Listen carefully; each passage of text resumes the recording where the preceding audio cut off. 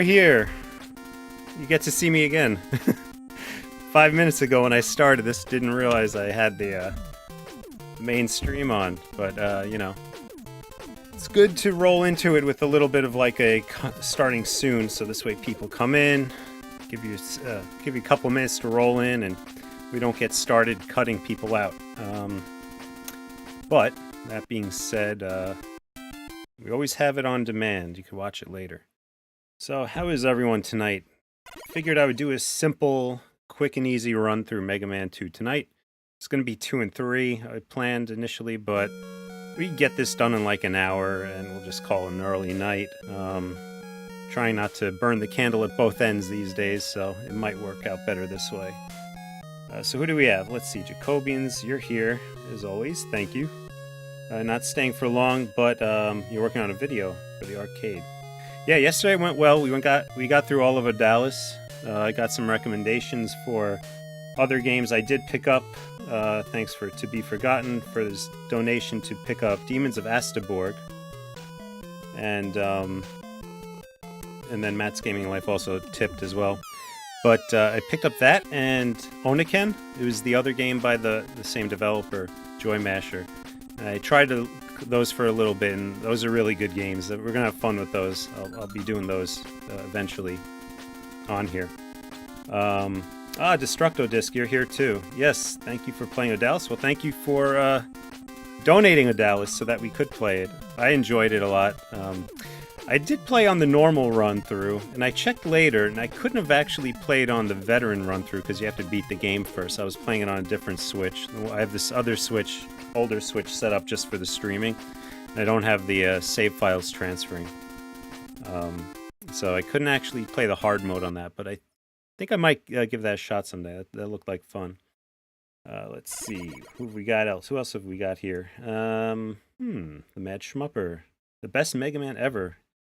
Debatable. I mean, I started on this one. I like it a lot. A lot of people like this one a lot, but I tend to lean toward 3, maybe 4 and 5. Maybe just because I played this one so many times, I'm very used to it. Let's see. Anyone else? Anyone else? Blazing Chrome is also from Joy Masher. Yes, I did not know that, but I played Blazing Chrome. Really enjoyed that game too. So Oniken game feels completely different in a good way.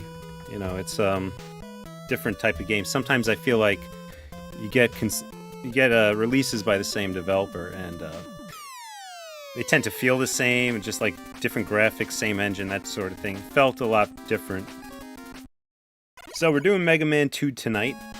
I'm going to do it on difficult mode, which is like normal mode, really, if you compare it to other Mega Man games. I'm going to change up the kill order here from what I normally do. I usually start at Airman. Then I use Airman on Crash Man. And then, well, Crash Man is good on Quick Man. I could do that, but I'm not going to. Instead, my typical order is Airman, Crash Man, Metal Man, Bubble Man, Heat Man, Wood Man, Flash Man, then Quick Man. So, like, some of the oddities there, I'm not following a chain, really.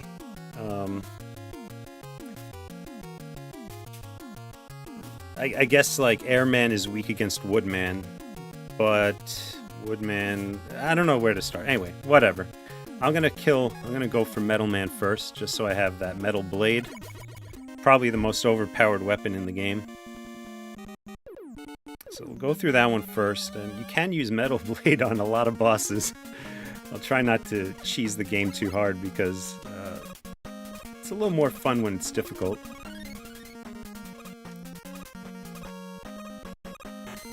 Michael's asking, playing anything else tonight? Well, I don't know. I mean, I don't know. I didn't want to go too late tonight. Ideally, I would stop at midnight, but this game could probably get done by midnight my time, which is 2 hours from now-ish. Could probably get done with this in about an hour, is my casual playthrough record on it, so don't know if I'm going to push another game, because if we do Mega Man 3, maybe we'd be adding on, I don't know, maybe another 20 minutes. We'll see. We'll see. We'll see how I feel. I'm caffeinated, so it's possible I could go. But I worry about just, I don't want people to feel obligated to stay on, like, work nights, that sort of thing. So I'll probably be up for a little while after that, but I wouldn't want to force others to. You know, we go late sometimes. 4-hour runs, like Odalis. So I don't know if I want to make that too consistent. Might split things up into multiple nights. I'm not sure. I keep waffling on how to do all this. I was also considering, I started Origami King. I really didn't get far, but I think that would be a fun one to stream. But I'm not sure if I want to stream it here on YouTube or if I want to use my Twitch channel. Because it's going to be just consistent 2 hours a night, 3 hours a night sort of thing. And I don't know, I feel like what I like about this channel and doing on my Retro Live is that we can attack some tough old games like we have been, right?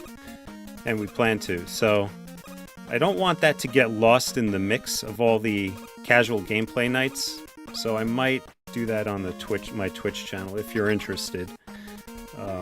That address, I guess, would be Dead Stanley is my username over there. Some of you are already subscribed over there. But just looking to do something a little more like backlog clearing, where I'm not confusing people with tons of notifications because every night I'm doing this, and then you also have the scheduled runs on Saturday and sometimes Fridays. Tyler and I will be doing things together, so definitely don't want people to not tune into those scheduled ones because they think it's just a casual gameplay backlog run. But we'll see. We'll see how it goes.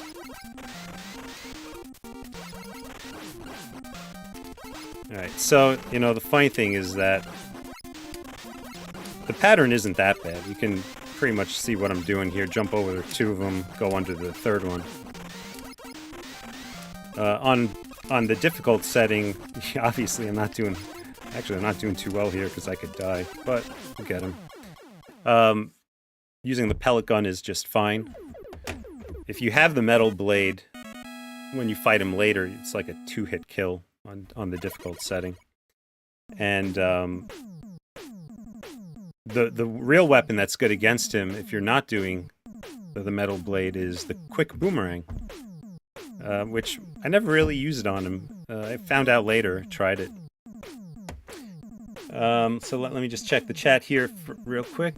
You played the Jacobians. I remember playing this with a friend one random day. Beat it too. It was fun and memorable. Yeah, that's the appeal of this, is I think it's easy enough that anyone could get in, make some really good progress, and with enough perseverance, you could get through it. Especially with password system. The only downside is with the Wily levels, you have to basically restart at the first Wily level with every password. So, Metal Blade is God mode. Yes, it is. Metal Man's fight is interesting. How he doesn't shoot unless you do. You can stand there and have a Mexican standoff with him. Yeah, definitely. You know, that's the thing. You can actually have it work in your favor because the conveyor belt will move back and forth, and so you can have it wait until it pushes you back. So this way you're against the wall like I was. Thick Sword, what is your twice channel name? Twitch, I'm guessing you're saying. So it is Dead Stanley. I will type that into the chat here in just a second for you. Again, not really sure if it'll make sense, but I'd like to try it that way just to keep the two separate so as not to flood the channel with notifications that are irrelevant for most others. So I posted it there. My username on YouTube is Dead Stanley. You'll see Dead Stanley come up as my Twitch as well. So let's keep on going. So yeah, I did Metal Man. Just wanted the Metal Blade, but I'm going to jump into Airman and do my normal boss order now. Now, I don't know why I ever started with Airman as my first, but it's just something I always did. Maybe this is the first level I beat as a kid, so I've always felt inclined to start here. But really, his weapon is only good on Crash Man, or Clash Man, I think is what he's called in this one, right? I don't know. What depends. The Japanese version has Crash or Clash. I think they have Clash. And the North American, maybe even European, has Crash Man. And I never understood why that was. What is Crash, man? What is that supposed to be? It throws the bombs, the mines, but what is a crash attack? You'd think it would be like some sort of, what are those guys? The crash test dummies, you know, like you'd have something like a car that just crashes into them.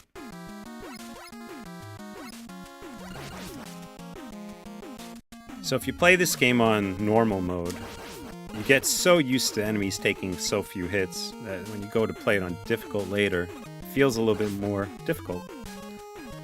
Switch over to my blade here to take care of the birds when they pop out. I was playing earlier just to warm up, and I actually have it recorded on my Switch, but I'll post it on my Twitter. But I shot a metal blade at some of these, like the egg, I think it was, where it had all the little chicks that came out, and I got 4 extra lives in one hit from all those. Like, blew my mind. I've never seen that before.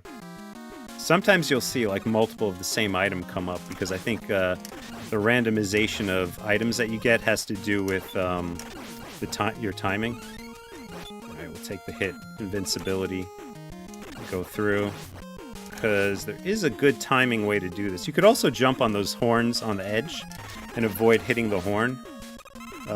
Really like precision jump though, and I'm not going to waste lives trying to get that done.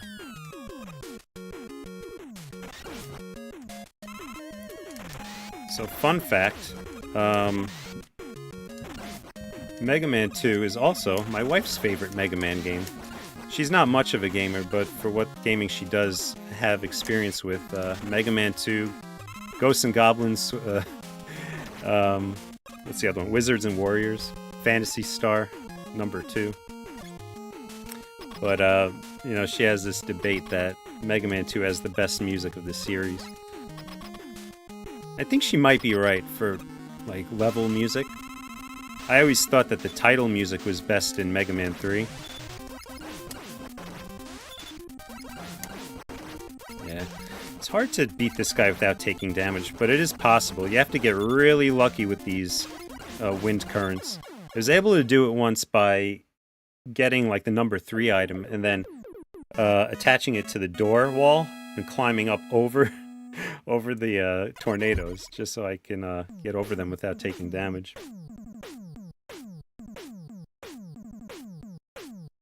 Super Music Forever. I never miss all of Manny's live games. I have cousins too. We play video games in the 90s like Tyler and yeah. Well, thank you for... I know a lot of these names coming up here. You guys in the chat, you've been here for like every single one. I appreciate that.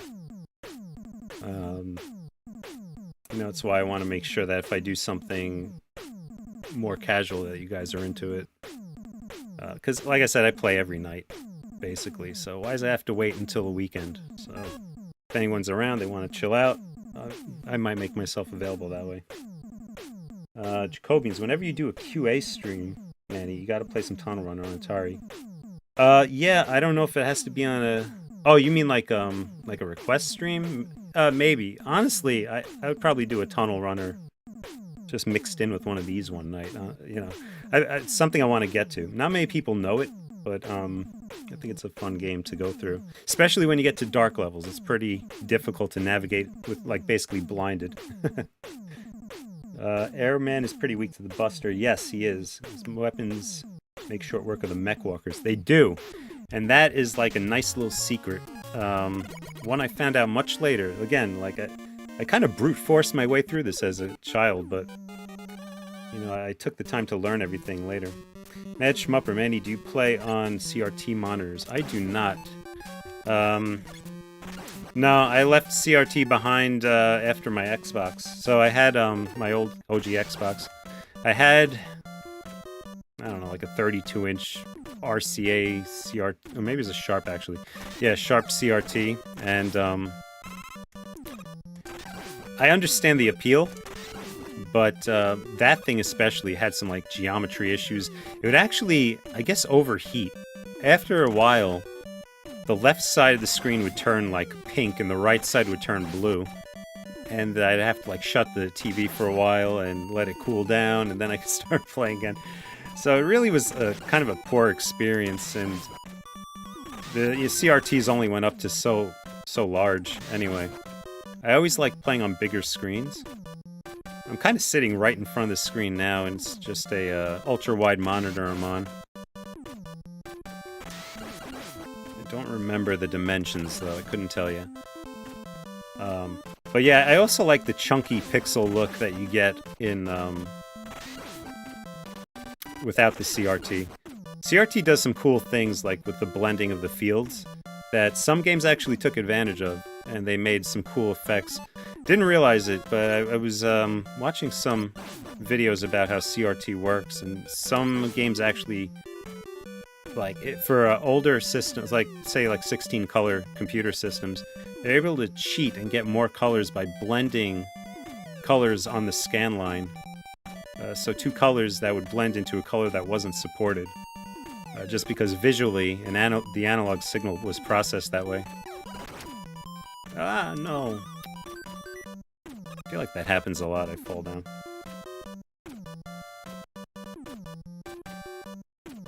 Jacobians. Dr. Wily theme is God tier. Yes. I like that theme. The first, like, Wily 1, right? The first stage when you get there. That one's probably most well known. So a little trick I have here is I always get hit by these birds, whatever. But if you shoot to the right, then the birds always come to the right. And when they come to the right here, they'll always drop the egg before it cracks. If you shoot to the left, the birds will come to the left. And then, obviously, if you're on any of those ladders, it won't really work out. So if you shoot to the right, you can climb up, and it will remember that your last shot was to the right. And that's where they'll drop the egg.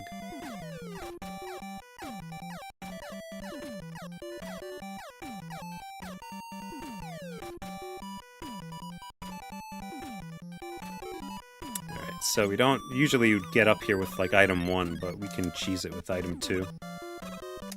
Whatever it takes, right?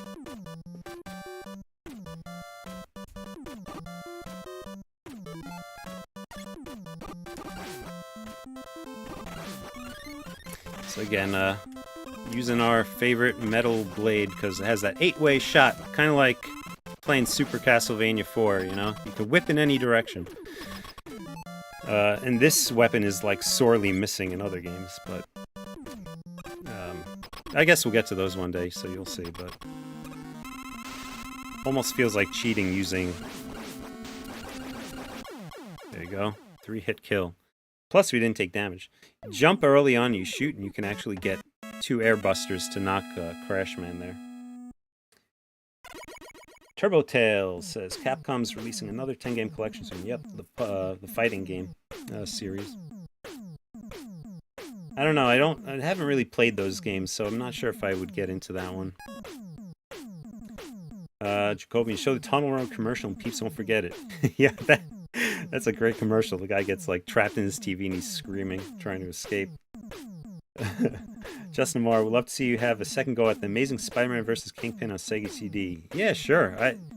I definitely want to. You know, again, I haven't played these games in so long, so I think it's time to revisit them. Turbo Tales, can you see my comment? Yeah, I see your comment. I see you posted like twice, right? Oh no. In Mega Man Anniversary Collection, the last 2 mystery games you unlock are the arcade games. Power Battle. Mega Man Anniversary Collection. Not sure what you're talking about there.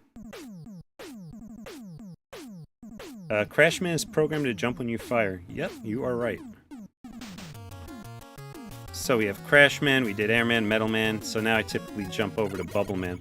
The reason why I start with Airman is because of Heat Man and the disappearing blocks. You just bypass all that with the rocket.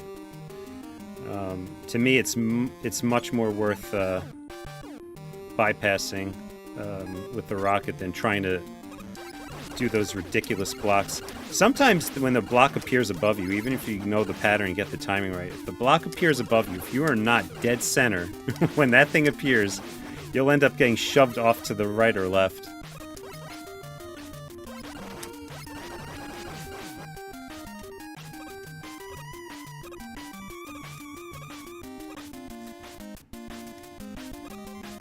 It's a waterfall effect that they do with the palette swap of the sprite. It's like it really like it makes you dizzy. There's a cool way to get animation effects is to do the palette swap.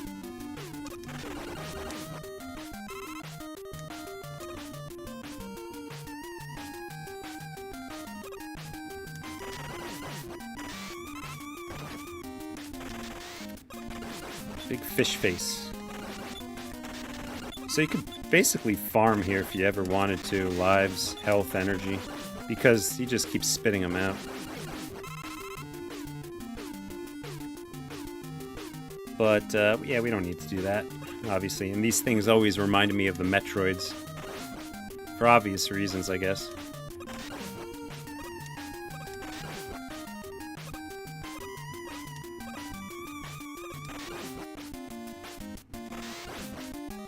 Let's get that health. Probably won't need it, but you never know. Could regret not getting it later.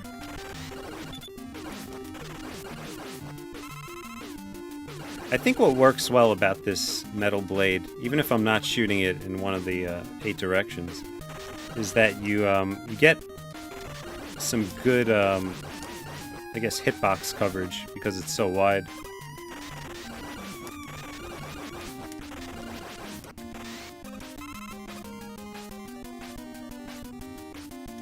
Here we are at the end. End of the level. Levels are always so short in Mega Man games. I don't remember if any of the games broke a character and had longer levels. I know playing Mega Man X, some of the levels are just so difficult. There's some either mechanics where you're on like bikes and you have to make these tight jumps over gaps. Or there's spikes in your way. But for the classic series, they're not that bad.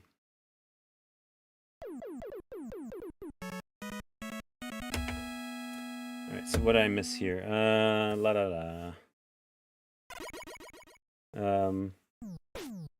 Turbo. Yeah, sorry. I'm trying to read in between levels here, so... I will get to the comment, hopefully. It's hard to stay on top of it. Sometimes I lose track. Sometimes I don't want to spend too much time reading. I'm trying to make sure I'm reading ahead of time to make sure that it's something that we should speak out and talk about. Mega Man Legends 1 and 2. Right. So I never played 2. I had Mega Man Legends 1. I liked it. I think it gets a bad rap. I guess I could see why it was a little bit awkward, like the black sheep of the series. But overall, it's a pretty good game. Michael, metal blades, wider hitbox, plus the fact goes through weaker enemies and keeps going. Yep. Plenty of benefits. I wonder if they realized that they were making this overpowered weapon when they did it. You know, throw a bone to the people who weren't accustomed to the game. Because, like, Mega Man 1 is notorious for being difficult. I think if you go back to number 1 after playing all the others, you won't find it as difficult. But for a first-timer, for first entry in the series, it is pretty hard, I would say.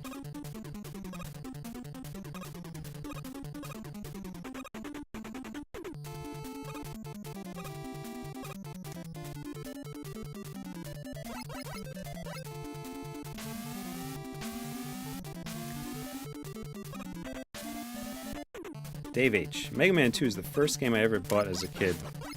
And that's a good game to buy. Good one to start with. Now, is it the first game you bought but you knew what it was because a friend or family member had it? Because that's how I found this, is my neighbor had it. He borrowed it from a friend. And that's how I played it. And then I borrowed it from that friend. And I liked it and I ended up buying it. And then we got Mega Man 3 later. So alright, so I'm going to stop there. So this is the block puzzle that I think is just ridiculous. Some of the timing. You have to have this memorized pretty well, I think, to get across it. I've done it a couple of times, but it's just so easily not worth the effort. So you just hop on number 2 and you go across like that, grab the one up. Go again. You have just enough to make it there. And down below here, we were making reference earlier to being able to kill these mech walkers. So these guys are like the bane of your existence. They're very difficult to beat. So the best way to do it is to give them 2 blasts of the air shot. And that seems to do the job. I've always hated these guys.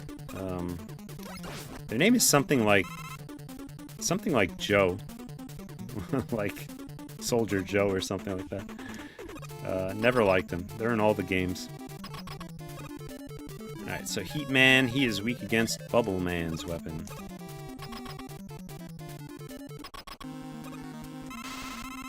I remember always trying to think about, like, how does the weakness really translate to the element that the enemy is? Like, how would a bubble be strong against heat? You know, the obvious makes sense, like, Metal Blade is weak, Woodman is weak against Metal Blade, like a saw, right? Woodman is weak against Heat Man, fire. That makes sense. You know, fire burns wood. In the first game,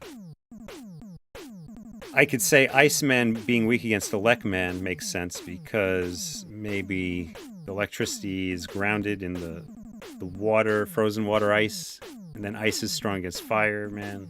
I don't know. But as the games went on, just the weakness pattern, sometimes it would never make sense to me.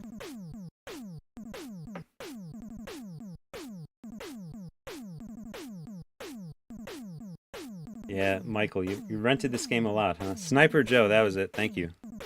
Sniper Joe, that's the name of the dude. I never really rented games. My friends, you know, we would borrow games from each other, and that was the extent of it, really. I think whenever I had money saved up, I just put it toward... Yeah, that was it, just it, saving it toward a game I wanted. So, took out Heat Man. Like I was just saying, Heat Man is good against Woodman. Now, for the those of you familiar with this game, which is probably most of you here, if not all, if you're playing on normal mode, you can one-shot Woodman with a Heat Man charge. That's just it. You have to charge it. So charging takes a couple of seconds, but there are 3 stages of the shot. And, ooh, got hit. The third stage will, like, just melt him completely. It's a joke. So they really, like, they favored experimentation, I guess, trying to find out what weapon works best. And I think that actually adds to, probably people's love for this game.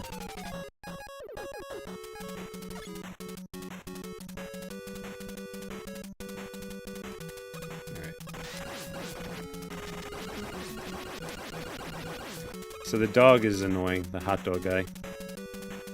Because of areas like this. Now, this one isn't bad because you can clear most of them, or you can stand underneath and shoot to the upper right. You'll take some hits, but if you persevere, you'll get it. You could technically go like this and wheedle him down, which I'll do here, but you could also get lucky going into his line of fire and jumping over it and shooting.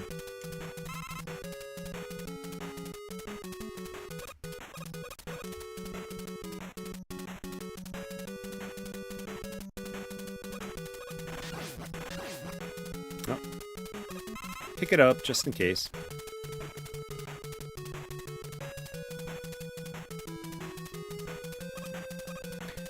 Really? Woodman gets devastated by Crash Bomb if you manage to hit his shield.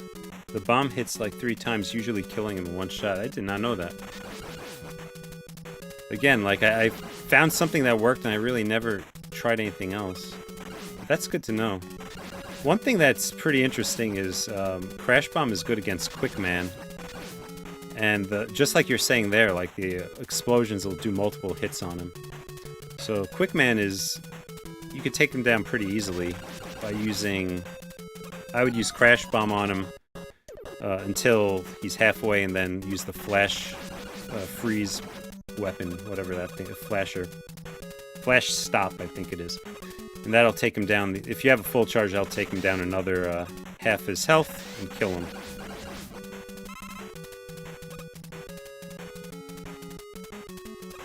We don't need any of this, so we'll go to Heat Man. Just gotta dodge these guys. Lead them back a little bit and they'll leap right over your head. Just like that. Nothing to it.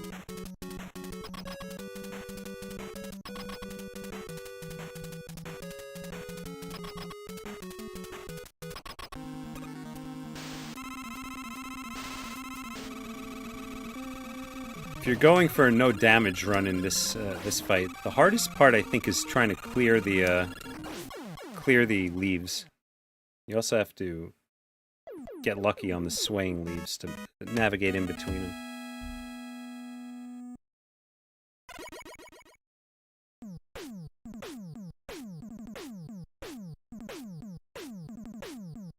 Super Music Forever. Remember my uncle bought a rent NES game from Blockbuster and he won't return it.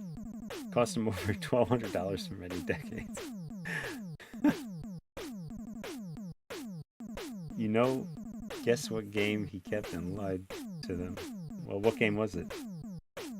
Was it this game? I hope not. I feel like this is a common game. Mega Man 3? Oh, man. That one? Okay. Sure.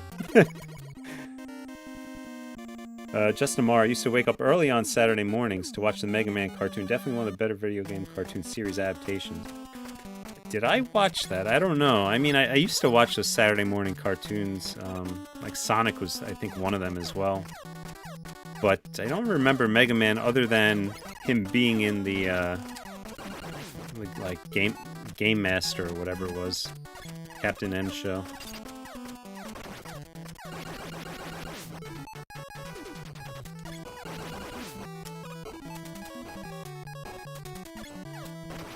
See, stuff like that I don't like. There's areas where you take damage just by coming on screen, because you can't see what's ahead. Rather, it's not like shooting ahead, so you can't time it right. And if you're doing retro achievements for this game, there are achievements to get through levels without taking damage, so that makes it even more difficult. Crash bomb our way through this.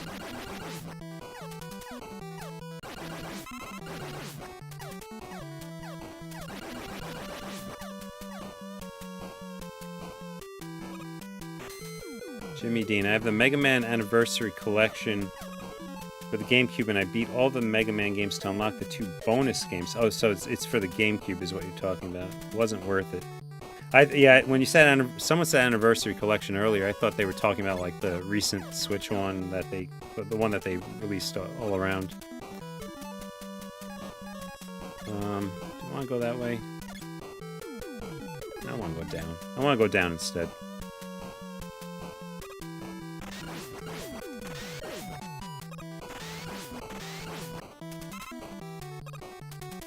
For Quick Man, just stand in one spot, close to a wall, and let the crash bomb destroy him. Yeah, I haven't really found a good means of reliably dodging damage on him. I've done it, but it's been luck-based. I feel like I can't quite get the pattern down for him. So we can avoid all these guys by taking the top route. Did I hit a button? Damn it. Sorry, 1 second. I hit a button on my keyboard and I my Windows taskbar popped up in front of my gameplay. That sucked. You guys didn't get to see it because I'm not capturing that screen, but I saw it.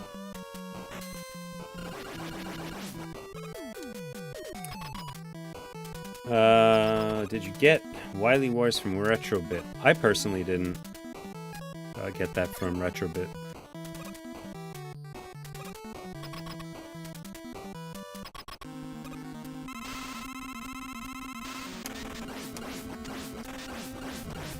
Yeah, this guy's pretty easy. He's a joke. So if you don't use the blade and you have to fight him the normal way with your pellet gun, he'll freeze you and he'll shoot like above and below you. It's pretty sporadic, but I guess ideally you want to make sure you're either above or below him enough. So if he happens to freeze you when he's on the top pillar, you want to make sure you're on the bottom pillar. Too bad you can't duck in this game. Like, why can't Samus crawl? Well, why can't Metroid crawl? Well, why can't Mega Man duck? Even like in the later games, he slides. He doesn't even duck. It's a slide.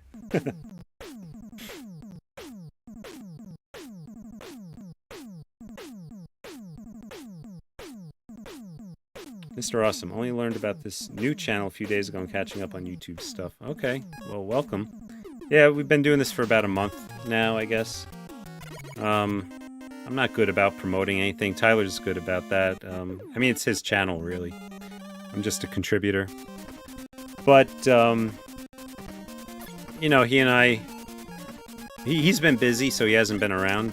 He's been with work, and he was at the SoCal Retro Gaming Expo this weekend, so we haven't been able to do any live streams together, but we do have some ideas that we'll do as live streams that revolve around just our memories of games and playing the games, and, you know, we'll play through them like we do now, talk about them, and we have some other fun things lined up. So this is probably everyone's least favorite stage because of that stupid laser. So you can use the flash freeze to get by the lasers. The only problem with the flash weapon is that you can't use a part of it. You have to use all or nothing, because you can't stop it. Even if you go into a new screen, it still persists, but it'll freeze everything. We don't need that here, so we're going to drop down and it's going to start that. I'd rather keep the flash freeze weapon for the boss and not have to farm for energy, so we'll just do this the hard way. So usually you want to just make sure you keep on moving and that you don't... Some of the jumps have to be precise. You want to avoid these items, though it is possible to get the extra life in time to dodge the laser. Not that I would recommend ever doing that, but it is possible. There we go. Knock that guy out.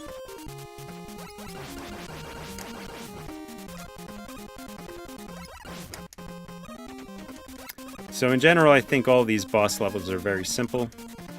Where I've always had trouble was on... Well, any level in particular? Nah, I don't think I ever had trouble on a level, but there's the dragon boss, Wily 1 dragon boss. With the way that slowdown works on the NES, if you get hit by that fire, you're on like a 1 width block, you'll get knocked back, but you'll get knocked back more than normal because the game slows down and you're flashing, like, the flashing effect that your character has when he's getting hit and invincible. It slows down as well, and it actually knocks you off the ledge. What was I going to use on this guy? Crash bomb, right? Yeah. And then later on, there's the boss where you need the crash weapon. You need a full load of crash weapons. Watch this. Ready? Oh, no, he jumped over it.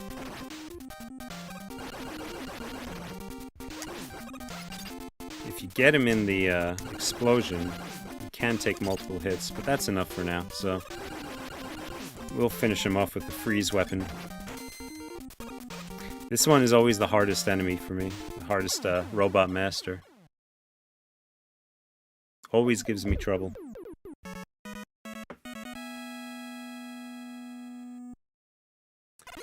So that Wily Wars was a limited pre-order. Well, that's yeah, I wasn't going for it anyway, but I always hate when that happens. You know, you don't always have the money or available or like the desire for it. What? Oh, I hit the fast forward button. Sorry about that. Stage select.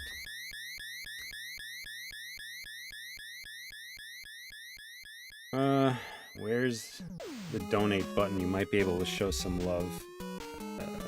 I don't know. Well, I didn't set it up. But if you want, I could do that. I'll pin that on there. You're welcome to donate, but you never have to. That is not a requirement. So just give me a second here and I'll get you your link. Tyler has all that information, so I know it's on older videos.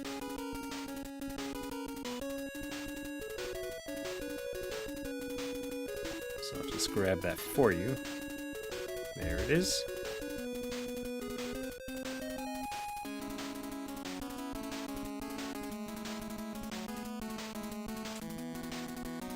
Sorry, just a second. Alright. there.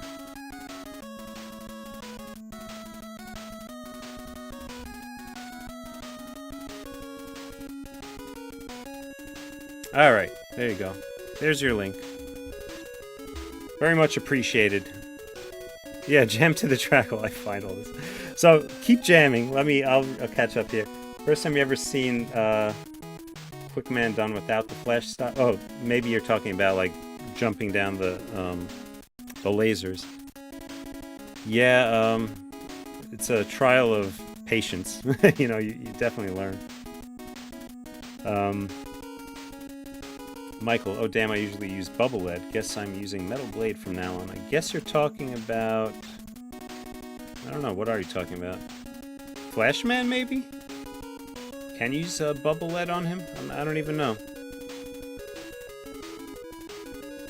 Destructiveness. Yeah, I seem disgruntled. People want to send me money. Come on, guys, trying to play games. No, I don't want anyone to feel obligated. That's the thing, is I enjoy doing this for what it is. It helps the channel, sure. And I think probably one of the best ways to do it is like what you did, Destructo, is you donated to see a title played. And, you know, I thought that was cool. So you wanted to see something, you donated toward that. That was cool. But, you know, funds go to help Tyler maintain the channel, get equipment.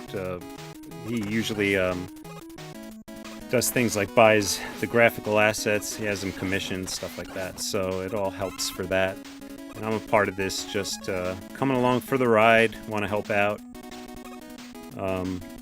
Make some sort of virtual presence, that sort of thing. But, yeah, not disgruntled, just don't want you guys to feel obligated, that's all.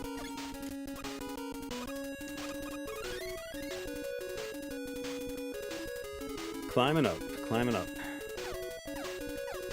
So I always hated this stage. I got better at it, but there's a part where you have to use... There's this huge gap. You got to use your special weapons, these 1, 2s, and 3s here to get across. I use the number 1 weapon. You'll see what I'm talking about when I get there.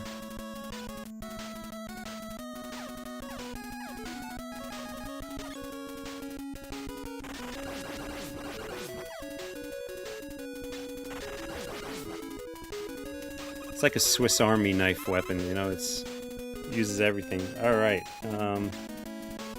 sorry, 1 second. John's, I need some more voice acting like you did last stream. Well, that's gonna be tough considering there's no dialogue here. Maybe I could try the Mega Man voice from Captain N. He's like... We have to go stop Dr. Wily. He's trying to take over the world again. He had a voice like that. Raspy smoker's voice. But I'll tell you what, if, I don't know how much dialogue we have left on this. Probably none. I probably could have done the Dr. Light voice, which is, to me, a Dr. Light is like, Item 1, get ready for Item 1. Get your weapons ready. Air Buster. Get equipped with Air Buster, Mega Man. Alright, I hate this dragon boss. I hate it, hate it, hate it, hate it. And hopefully I get through it easily. Because I can easily, as well, lose all my lives here trying to do this. You see it now, I'm kind of sliding on these blocks because I'm flashing from the sprite limit of the machine. Yeah, so you don't want to get hit by that! Off I go. Yeah, I shouldn't have jumped down. My strategy is to stay on the middle block until he does the multi-fire shot, then go to the upper block until he does the multi-fire shot, and then back down to the middle block, up to the upper block. But, that's where I die. That's my, the hard part for me, every time. I get the feeling I overthink it. But quick boomerang on that guy is the thing to use. Because you can actually... I believe you could shoot it pretty quickly. Maybe the Mega Buster is good too. But I always thought the quick boomerang worked well because it kind of dips above and below where you shoot it. Whereas the Mega Buster goes in a straight line.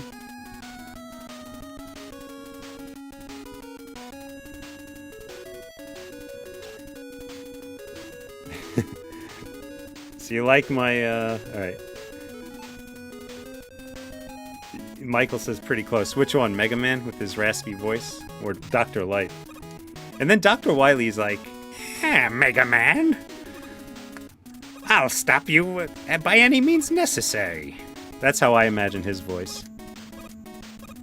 Mega Man, though, like, if it wasn't for that raspy Captain N voice, I would think that he has, like, a little boy's voice. Because to me, he was always like a little kid, not a man. Mega boy. Alright, now we want to avoid that. You can actually get killed in one hit if you're up here and you touch the dragon. There we go. Not bad. Yeah, Buster does have better range, but like I said, I like that the boomerang goes above and below just a little bit. It kind of helps. You don't have to be right in the line of sight. Admittedly, I don't think I've used the Buster in many years, so it might be worth trying that again. Once I'm like set and I understand the pattern I want to use, I very rarely deviate from that. That's one of those things where you kind of wish you can go back in time and erase your memory on how these games are played, so you can experience them the first time all over again, and kind of like reform your strategies. I wonder how I would do it differently. Alright, so we want to stock up on our Q, because Q is also good. Quick Boomerang is also good for the tank boss. And I want to try to jump up here. There we go. So actually, if you go up on top there, you take the longer ladder, and you can blow up or use the number 3 item to climb over these walls rather than wasting your crash shot. Just a little something to note.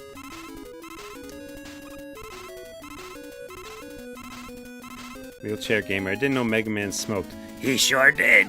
He had a voice like this. Look it up. YouTube's there. You'll find it. So just for fun, and because we have 9 lives, we're going to wrap it around to 10. Would have had 10 if I didn't die on the dragon, right? There we go. 10 lives. That feels good. Don't need that energy tank, though. We already have 4.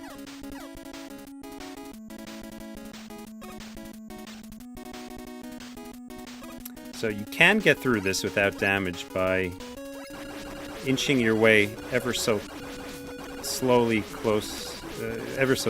inching your way forward, getting closer and closer and closer, and eventually you get out of the area here. I played this with retro achievements turned on, and some of the achievements are to... Oh, look, I got another life. Some of the achievements are to like make it through the stage without getting hit, using only the Buster weapon, beat the boss without using any special weapons, beat the boss without getting hit. Really tough stuff. And I was dreading working on those achievements for Mega Man 2. But I made it through. I was surprised. I think I got 100% of those. It's always harder because you can't use save states, so you can't like just retry the fight. And for any missable achievements, you have to like restart the stage or the level. It kind of sucks, but I guess it just adds to the rarity and the difficulty. Again, because we have the sprite limit flashing me here, you have to be careful with how you move around, because you will slide on these platforms when you're flashing.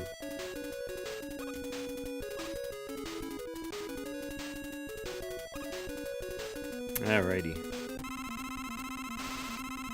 So we want the Metal Blade. Actually, let's kill him, then I'll read some comments.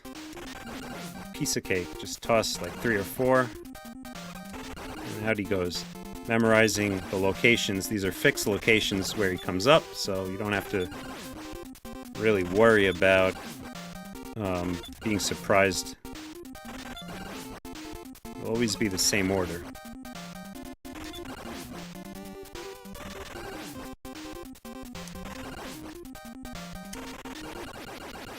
There we go. Epilepsy warning. Don't look at the screen for all that flashing.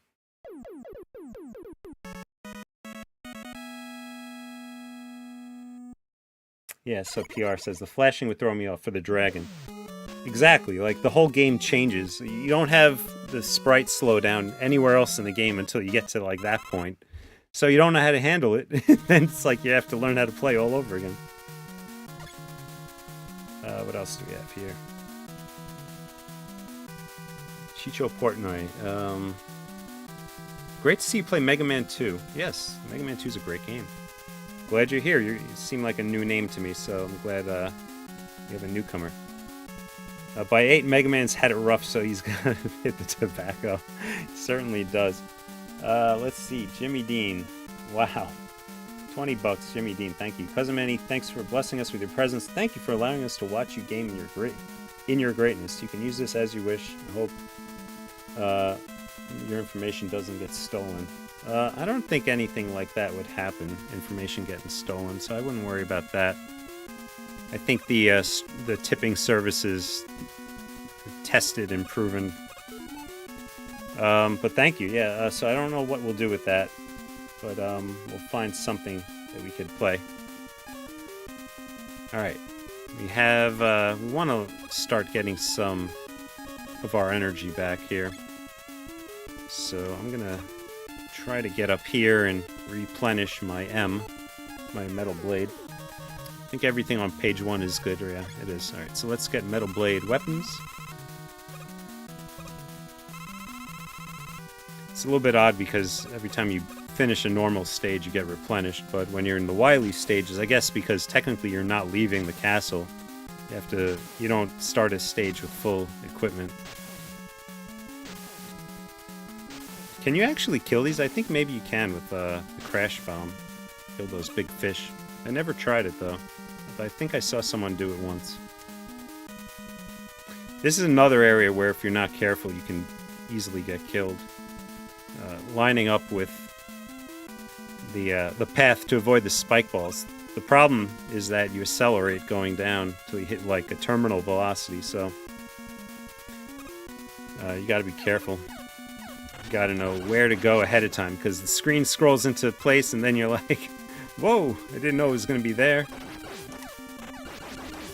It is another one of those cases where you gotta be careful coming on screen. Hey, he disappeared. Good trick. Alright, we use quick boomerang on the tank. I think these things are called metals or something like that. These little hard hat guys that come out of his body. Look at that, short work. Didn't even get to spit out any of the enemies.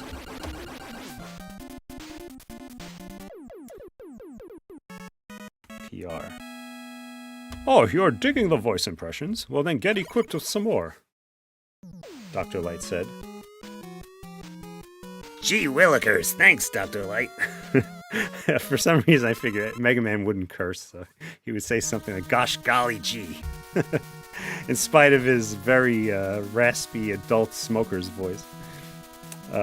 Instructor disc. I think the majority of adults smoked when I was a kid. They used to have cigarette vending machines everywhere. Nowadays, it's kind of unexpected when you see someone smoking. It really is.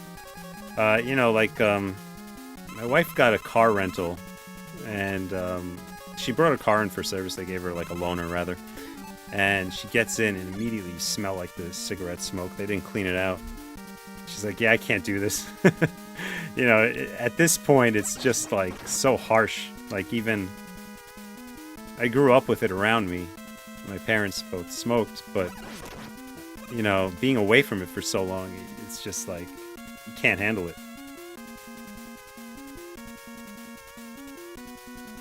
Let's see. Okay, so, Mad Schmupper, man, have you ever put down gaming for extended periods of your life? Yeah, I did. I don't know, I guess it depends on what extended really means. But I'm gonna say that after, I got into World of Warcraft for a long time and I didn't play anything else. And even though that's a game, it was more of like a social experiment type thing. I wouldn't count it though. So I did stop when my daughter was born for 3 months or so. I had the Switch with me, but really didn't play it. I was playing Destiny 2 at the time, put that on hold. So, I mean, that's probably the most extended. Other than that, maybe I've not played for a week or so.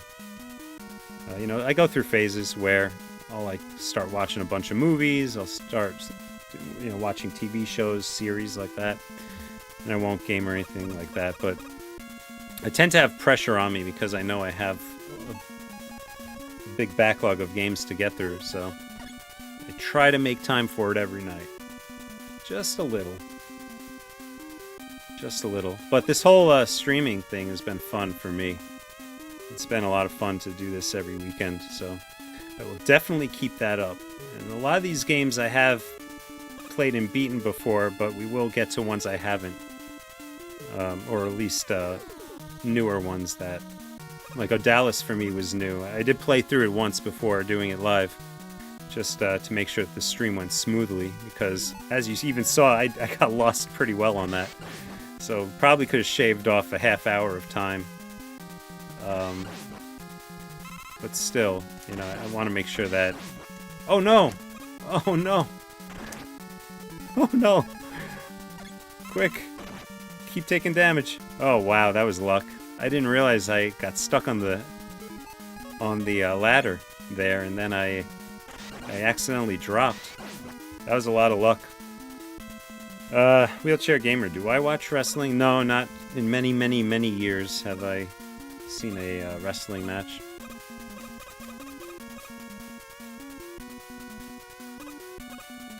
So there's a couple of ways to get across this. You can use the number 2 to get across, or you can do like the Daredevil move, which I'm about to do here, which is you time it and you jump on it and then you jump again.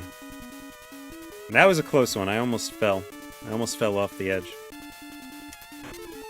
You know, maybe I shouldn't have done that, but typically I would say use number 2 and get right across there. So if you don't have crash bombs, or you die on the boss and you've wasted crash bombs on him, and you don't have enough to beat him, you can always come down this hallway and stock up. I don't need to stock up. I'm on full. We should be able to get through it in one round without having to die and refill our energy.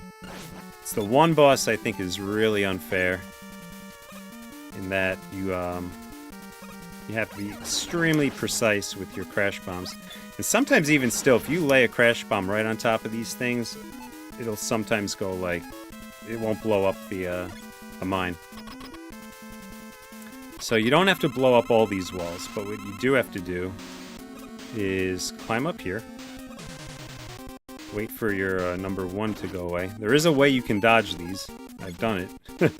Not easy. See? Oh, that one will get him, but there we go, dodged it. You have to be careful. Got to make sure you plant it right on him. And with all the sprites on the screen and the slowdown, it's very difficult. Alright, so what I usually do is I come down here, blow this guy up, and then I use a number 3 to climb up. We're actually going to wait for him to shoot one more time. Number 3 to climb up. Wait for it to go away. And then drop down. We'll take probably 1 hit. No, okay, no hits. Sometimes it doesn't blow him up right away.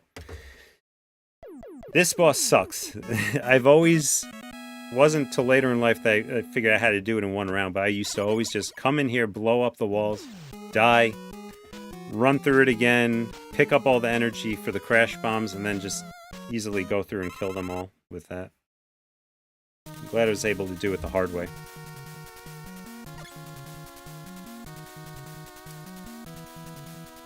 The rare misstep. Remember this moment. Yes, Jacobians. You know what? That one worked out, though. Even though, it was a total mess, we got through it. Sorry. Wheelchair Gamer, do you ever play games on the original hardware? None of these old games, no, not anymore. All that stuff I don't have hooked up. It's all composite based, and I don't have the hookups for it, nor... I know I could get equipment to do it, but also... all the hardware, you know, the controllers are kind of not in good condition anymore.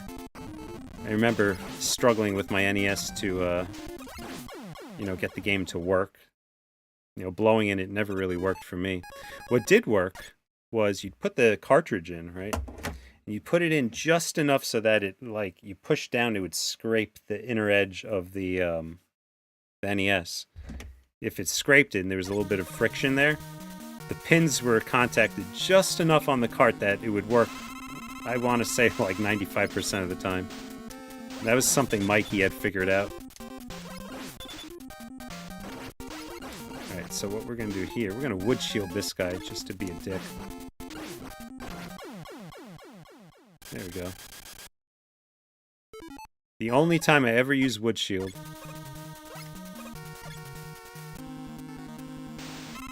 Alright, so... Oh, I don't have crash bombs. I wanted to try that out. Okay.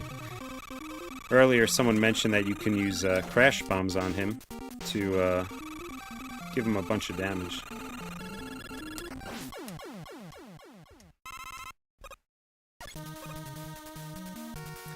Mr. Awesome, analog consoles maybe not care about original hardware anymore. Yeah, that, you can't go back with that, definitely. They have the FPGA emulation. They program the, oops, using the wrong weapon. They program the chips to simulate real hardware. And there's, next to no lag, and it's pretty accurate. Of course, it requires some reverse engineering, so I don't know. I still would call it an emulation. But it's the best one you'll get if it's not original hardware. Now, I don't have any analog systems, but I did manage to snag a pre-order, although it's not coming for, another year. I managed to get a pre-order of the Analog Pocket. I'm not sure if I'm going to keep that pre-order, though. At the time, I kind of was into it, but I don't know. Lately, I'm not feeling it.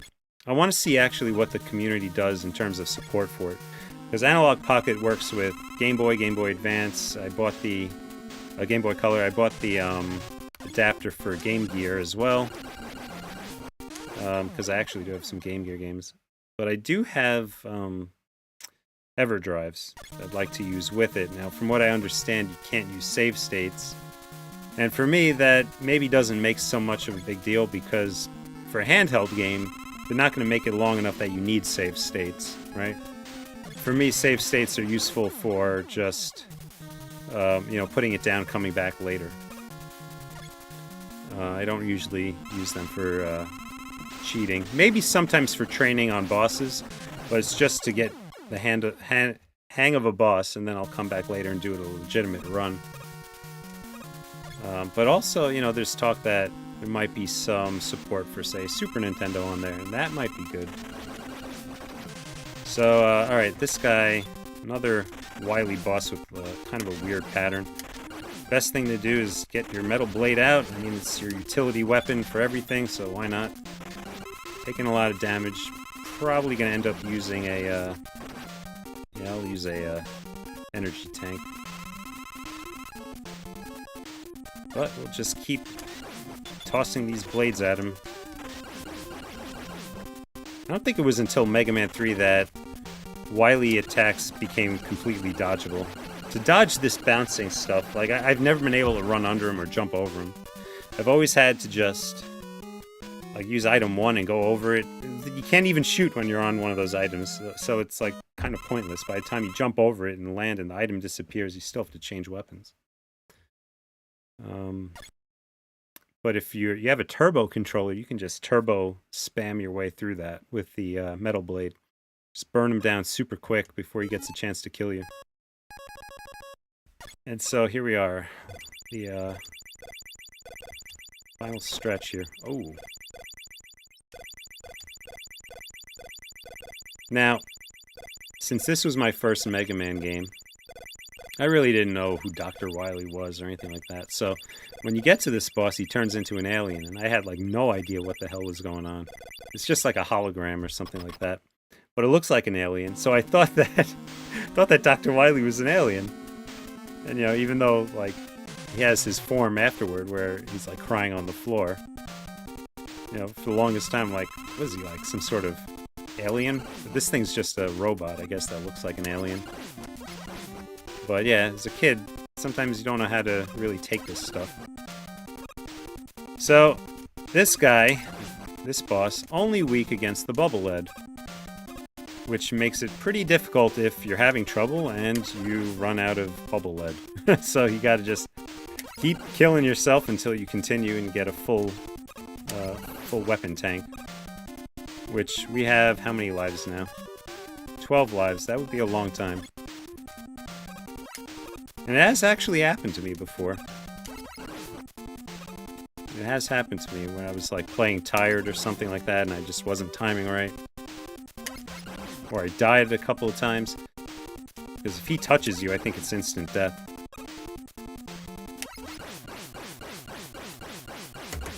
There you have it. Mega Man 2. What do we clock in at? Like about an hour. It says an hour and 11 minutes, but it's 5-minute lead time plus 5-minute intro time. So let's figure an hour. So I'm curious, is this the first time anyone in chat is ever seeing the ending to the game? I'd be curious to know that.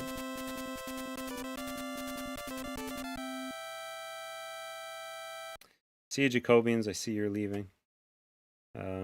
Yeah, we'll see you next week. Definitely.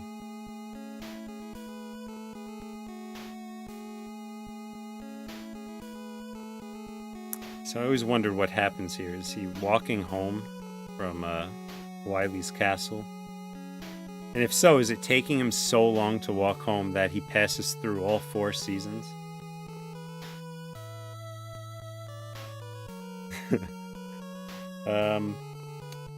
I don't know. What do you think? Should we do Mega Man 3? It's kinda early. I'd probably say it would take about just as much time, plus 20 minutes to get through Mega Man 3. So, put your vote there in the chat. Mega Man 3, yay or nay. And we'll do that, if so. If not, we'll call it an early night.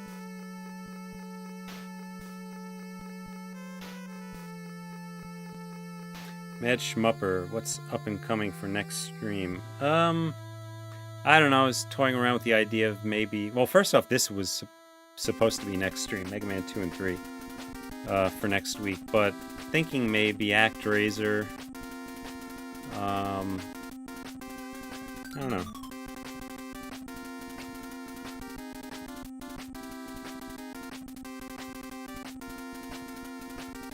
Sean Swanson, no more Mega Man.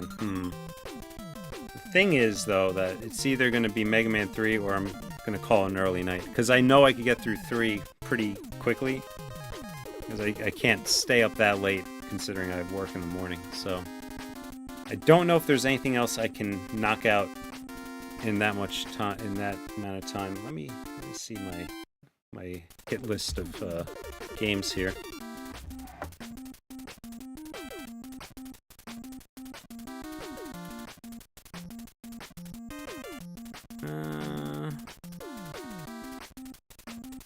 So there's Mega Man 3.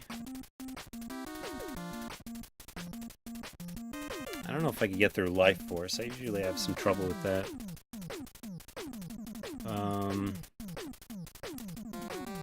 Chip and Dale, I want to do 1 and 2 together, and Darkwing Duck and Tailspin together, so those are out of the question. I don't know. I think it would have to be 3. Yeah, let's do 3. Alright, so I'll cut it here, and let's just load up number 3 and get started with that.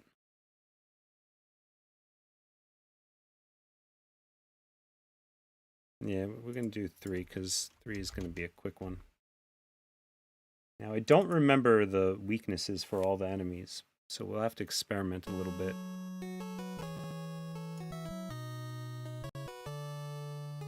Okay, there we are.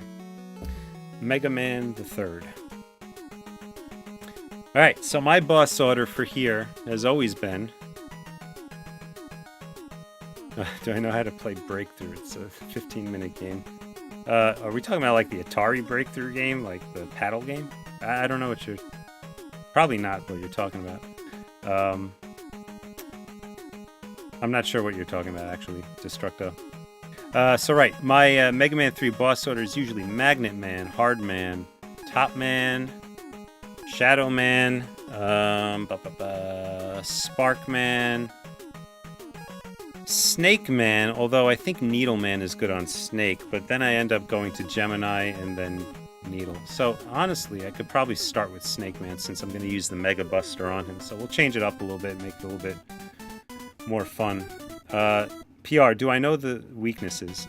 I don't remember all of the weaknesses for the Whoa. How did I do a high jump? What the heck was that? What? What the heck was that?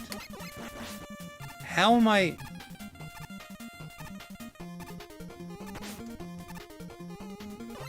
Hang on.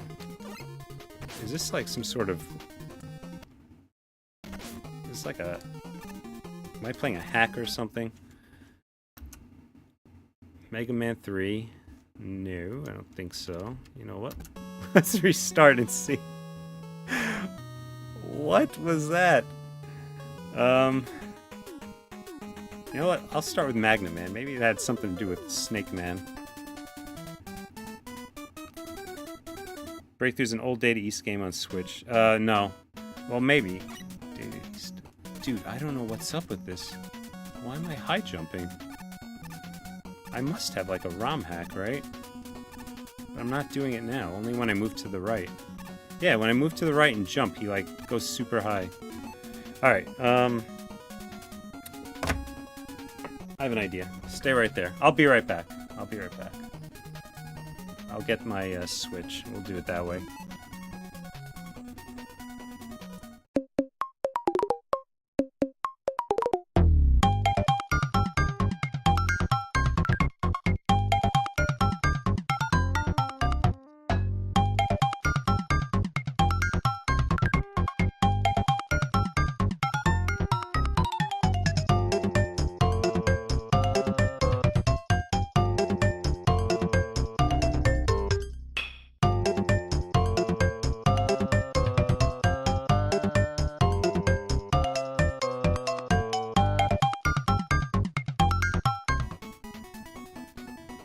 Alright. Hang on a second there. Let me kill the game that's playing music in my ears. So, let's just see. You guys can see the Switch, right? I was playing a Dallas earlier. So we're going to jump into Mega Man on the Switch so it doesn't... it's not broken. I don't know what that was about, honestly. Oh, can you see it? Yeah, you can. Alright, so let me also redirect output to my monitor.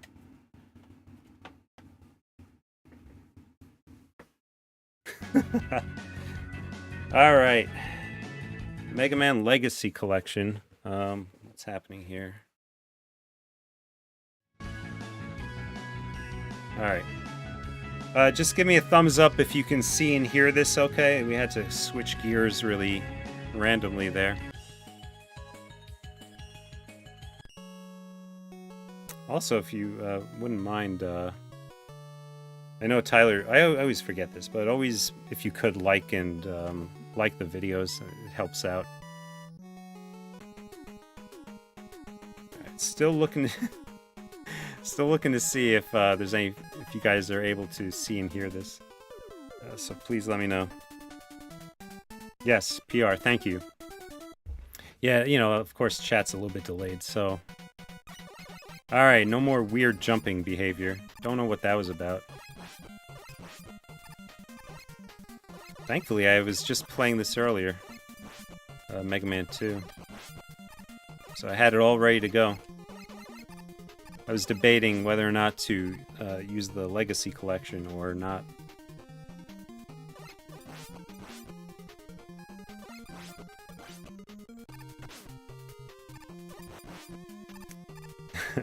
So Snake Man, right? So I'm deviating from my typical order. Snake Man I can easily beat with just the Mega Buster, so we'll do that. And then from there I should be able to follow the regular boss kill order. Yeah, but I usually would start with Magnet Man. Who knows? I don't remember why.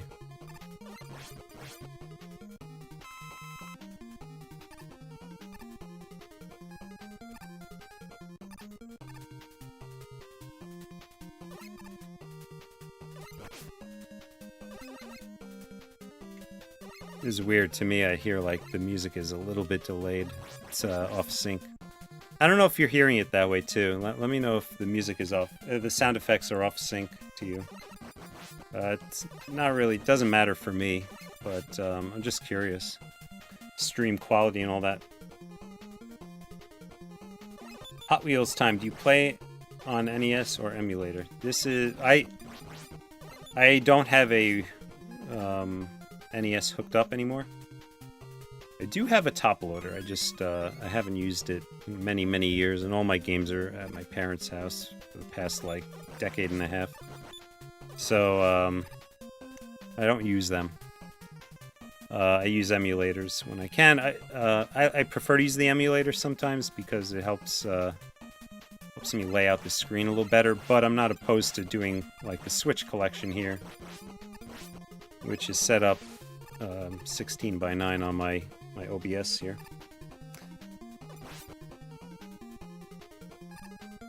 So that's why we lost the frame on the side. That's okay.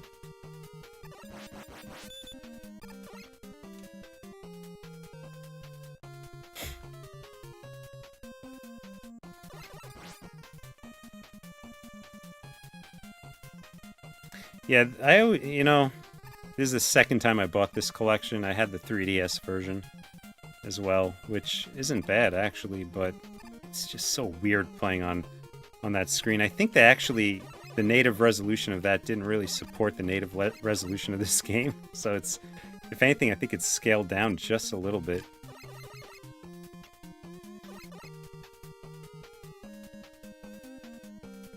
And I think, yeah, on the 3DS, I actually did all the challenges with gold, which is very tough.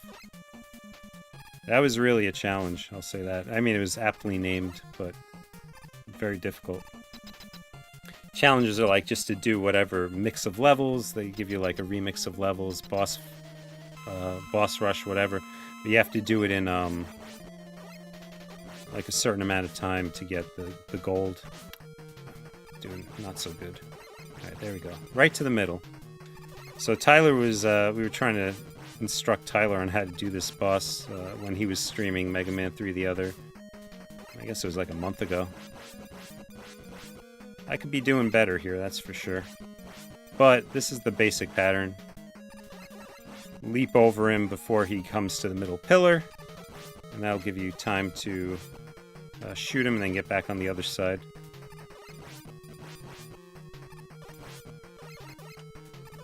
There you go. Well done. Piece of cake.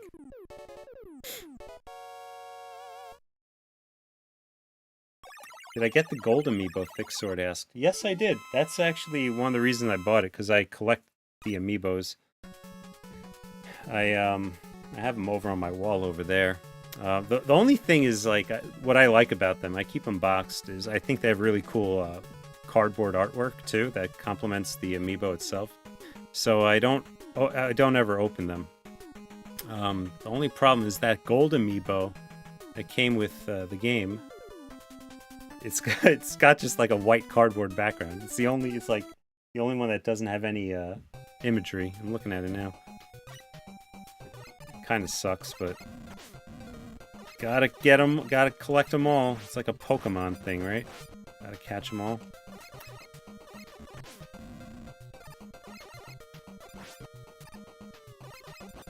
So going back to like using the elemental weaknesses of the weapons on different enemies, I never quite understood why a snake would be good against the Gemini Man clone. Like, and that's kind of where it started breaking down for me. Trying to find the pattern and it just didn't work. Because especially when you're playing for the first time and you're like, all right, you kill a boss, you finally find a boss that you can defeat with just your Mega Buster. He's simple enough to defeat. And then you're like, where do I go from here? So you're trying to sit there and figure out, all right, so this is, say, a fire weapon. What can I use fire on? Ice? Can I use it on water? You know, does that make sense? Can I use it on, like, Woodman? Oh, I messed that one up. Forgot all about it. Can I get Rush Coil to take me there? Probably not. I don't think so. No. But he will take me to this. I can't shimmy, right? Nope. Okay. That's alright. Hopefully you don't need all those lives. We had a huge surplus of lives in the other game. In Mega Man 2. I always hated this.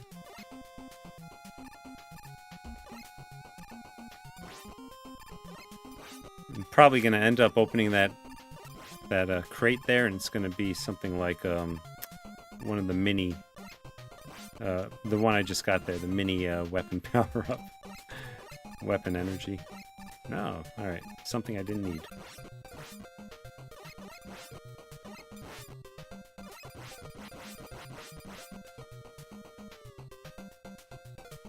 This game music reminds you of Mikey dancing.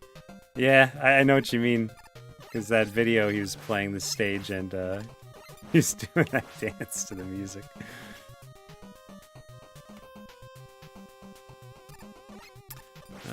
Let's see, can I... Yes, okay. Sometimes doing that jump up by slipping out to the left or right and jumping around the obstacle. It's not easy to do. It's something that you have to make sure you're right on the edge to get.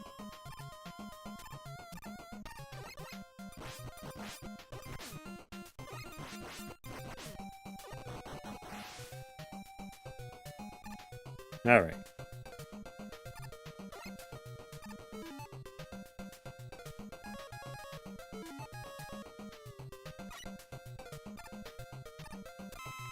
Get some of that.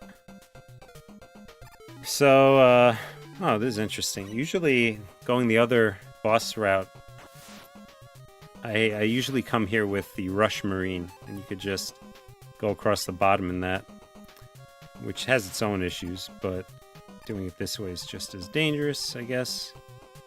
So let's get that one up. This is one of those areas where, like, you can get attacked from above and below, which kind of sucks because getting attacked from below, you see, like, the splash damage will knock you down as well. Ah! That's what I was avoiding. That's why I wanted to avoid, yes. Yeah, at least we start right here. I did get a 1-up, so we'll just say it's a net 0 change in my lives.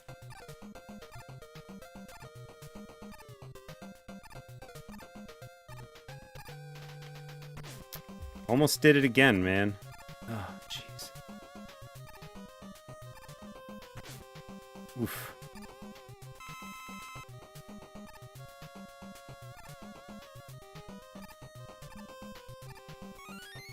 Alright, goody. Started to regret coming this way.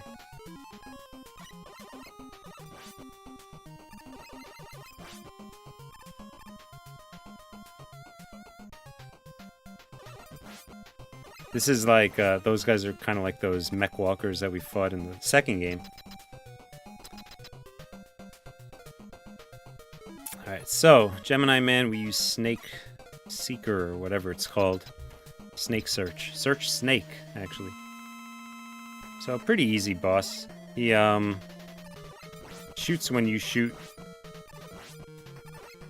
Jumps over your shots when you shoot him. Not bad.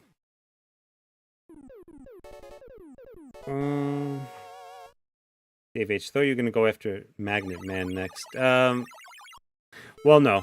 I figure since we have... I guess I could have, but... My order is typically Magnet Man. I start with Magnet Man and then work my way through. But you can actually start at Snake Man and kind of like just do the same pattern, go all the way through. The problem is if I start at Magnet Man, eventually I'll get to Snake Man and not have... I don't know what he's weak against. I think it's like Needle Man, but Needle Man's weak against Gemini Man. So I would rather fight Needle Man with the Gemini weapon and do it the other way around.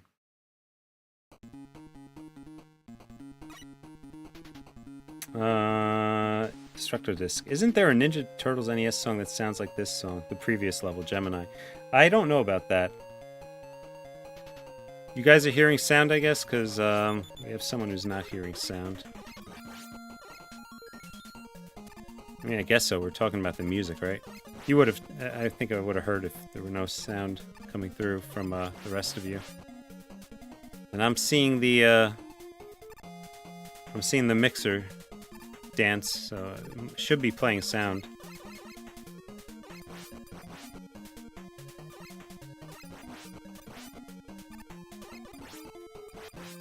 So the interesting thing is that I think this is playing at 720p. But they could have easily bumped this up to like 1080. See a little bit of like blur around the pixels. No big deal.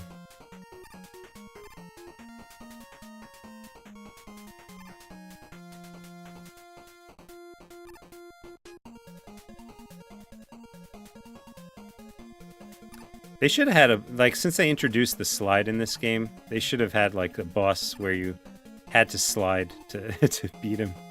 Like slide into, I don't know, like a support beam or something and knock it down. Alright, let's grab that energy tank. I've always had trouble fighting the robot masters from Mega Man 2 in this game when you fight the, like the, I don't know, I think they call them like rematch fights, yeah. I never could remember who's weak against what. And their sprites, I believe, are larger, which makes them a little bit more difficult for me.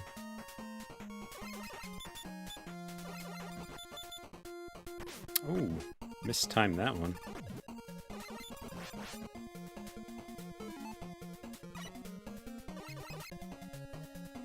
See you, Destructo. Good night. You're seeing Mikey dance, so it should be fine. Right. You wouldn't have said that if you didn't hear the music. So, should be able to get this guy.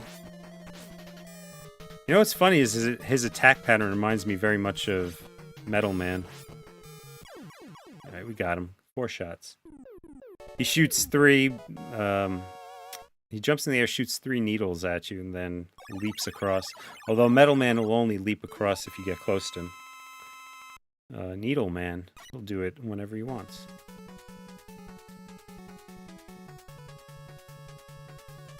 So, let me think here.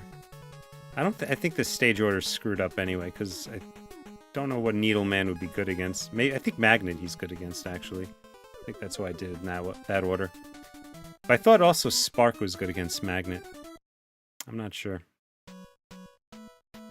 I have far less experience with this game than I do with Mega Man 2.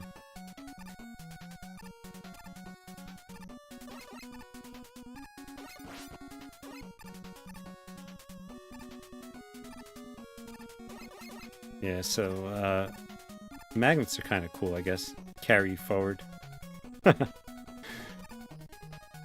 It's interesting because they made so many unique characters just for like one-off scenes like that, right? Oops.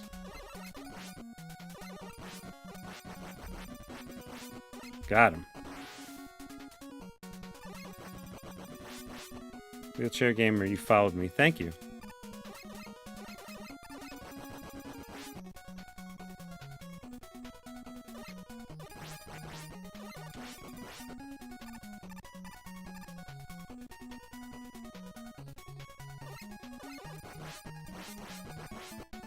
So this is another area where there's some difficulty thanks to disappearing blocks. We'll see some fans trying to pull us as the disappearing blocks. We're trying to navigate those. I was trying to get up there and I pressed to the left and it didn't work. Math Guy, which Mega Man is this? Did I beat Mega Man 2 already? Yes, I did beat Mega Man 2. This is Mega Man 3 because we have probably enough time to get through this one. Acceptable time limit for me before going to sleep tonight. Oh, I missed it.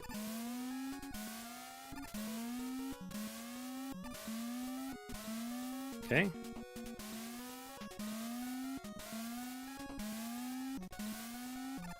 1, 2, 3.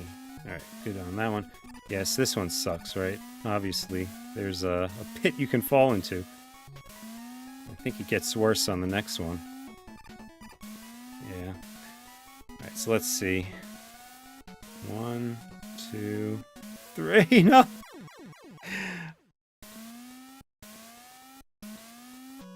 It died, obviously. I think I jinxed myself. I don't remember having trouble with that one.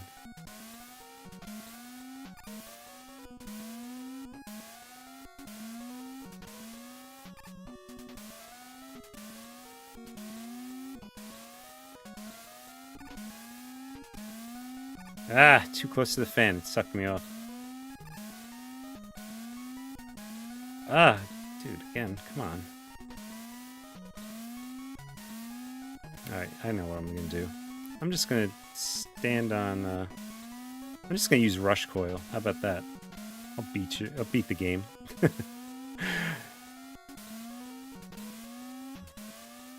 There we go.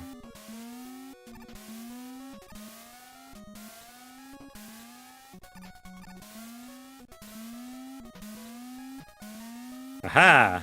Didn't have to go down there. Yeah, disappearing blocks. I always hated those. Always hated the disappearing blocks. Doesn't matter which game it is. It's the worst part of any Mega Man game. Do we need to recharge anything? No. I came down here for nothing. Alright.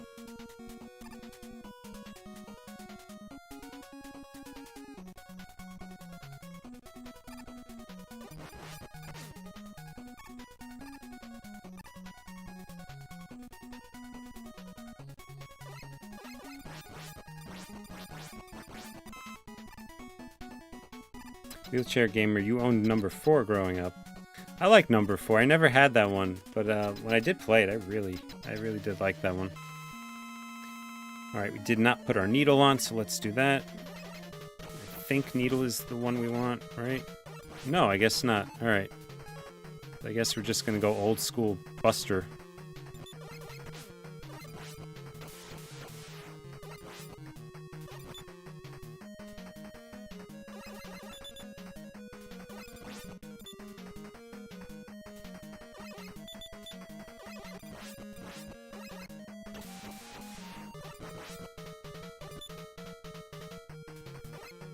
So pretty easy pattern, short hop, big hop, and then the magnets. I guess it was Spark that's good on him. We'll have to do that next on the boss gauntlet later. Let's see. David Anber, criminal lawyer. Oh, nice. I love this game. I like that name. I like that you have criminal lawyer. Are you actually a criminal lawyer? It sounds like something, you know, you show up on the scene, David Amber, criminal lawyer. You give your card. Math guy, I give you credit for being able to stay awake at 38, and once my kids go to sleep, I'm shot. I fell asleep playing Kirby last night. Yeah, it takes its toll, but I end up making up the sleep somehow, sooner or later. Right, Magnet Man, let's move on to Hard Man. John Hunthrop. You are looking forward to the new Kirby game. I am too. I was really disappointed by the Switch Kirby game that they put out. Was it like the Star Allies or something like that? Dream Allies? That game was way too simple, and I don't remember. Could you actually turn off the computer players? Because they just ruined the game for me because they run around doing everything. I actually like doing it myself, if I could. I'd rather not have simulated multiplayer. I was hoping that they would patch that game.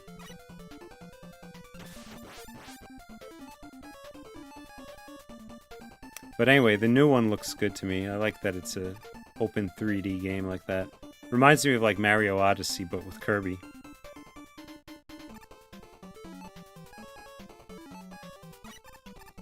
Oh, the gorillas. Gotta kill the gorilla.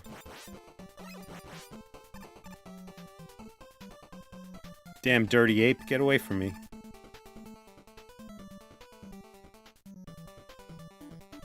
Oh, I wasn't watching. Alright, sorry, I was reading. Let's see.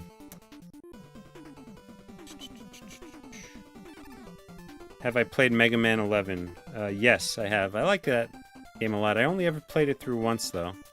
We'll do that one live one day, too. I'd love to play that one again.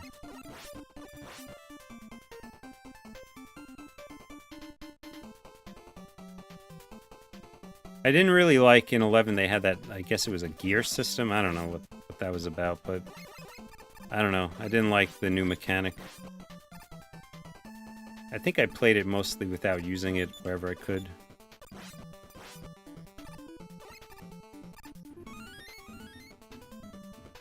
Why did they change it from Rockman to Mega Man? I'm gonna guess maybe because, yeah,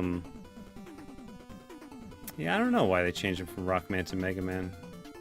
I thought maybe it had to do with music rights or something. Like maybe they had like rock music that was licensed that they could get away with doing in Japan, but not in America. So then people wouldn't know why he was like Mega Man, Rockman rather, because it's supposed to be like rock, and then there's roll and bass. Is there a treble? I don't know. I thought there was actually. Ah. And then you get Zero. Like that. Where does that come from? Mega Man X, Rockman X, Zero.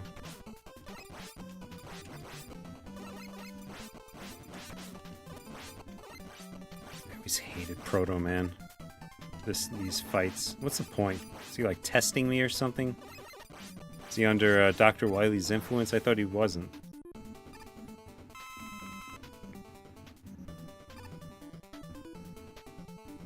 Did that last Kirby game run at 30 frames? That's surprising. I feel like with Nintendo's games, they don't really have many textures on the character models. They're mostly just colored polygons. Right, Magnet Man we use on this.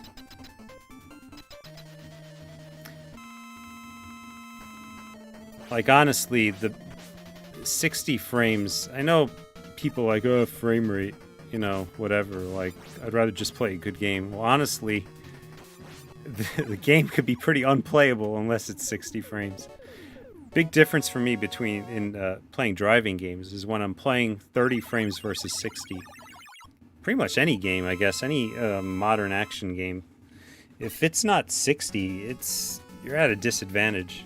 You know, I'm not old enough, I'm not young enough, I should say, to benefit from playing like 144 hertz. Like, my eyes just can't keep up with that. But some, you know, younger gamers, they're better with that. For me, though, 30 and 60. 60's as high as it needs to be, but that's it. And so if you can't hit 60 on your game, then, you know, you're doing something wrong. So even with the great new hardware that have like performance mode and quality mode, I always end up playing in quality mode and not really taking advantage of the cool new whiz-bang features like, what is it, ray tracing or anything like that. Looks great, but, you know, honestly, if you're playing a fast-paced game, you're not really taking in all those details of the high resolution and everything like that anyway, because you're focused on gameplay and being reactive, so you're fixated on like maybe one or two things on the screen, and that's it. And honestly, if they were smart enough, they would make those assets that you're supposed to be focused on, like bosses, keep those at the higher resolution with the effects on them, drop them off of everything else, and maybe you could hit 60 and do both. Hit 60 frames and do ray tracing as well. I think there's a 1-up or something here.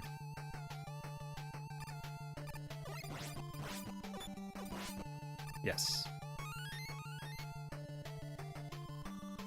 I always thought it was funny because I'm playing on, Anniversary Collection, Legacy Collection, whatever it's called. And, you know, it's their opportunity to fix up the game, or maybe even offer an option to say, like, hey, do you want sprite flicker because there's too much on the screen, or do you want us to remove that? You know, make it an option. You know, you have the horsepower now to handle it. But I guess what they probably did is just slap an emulator behind the scenes to play this. Guess I can't say I blame them. But they did make changes enough to introduce that challenge system, which isn't a very straightforward process, I would think. Oh, cat shot its fleas at me.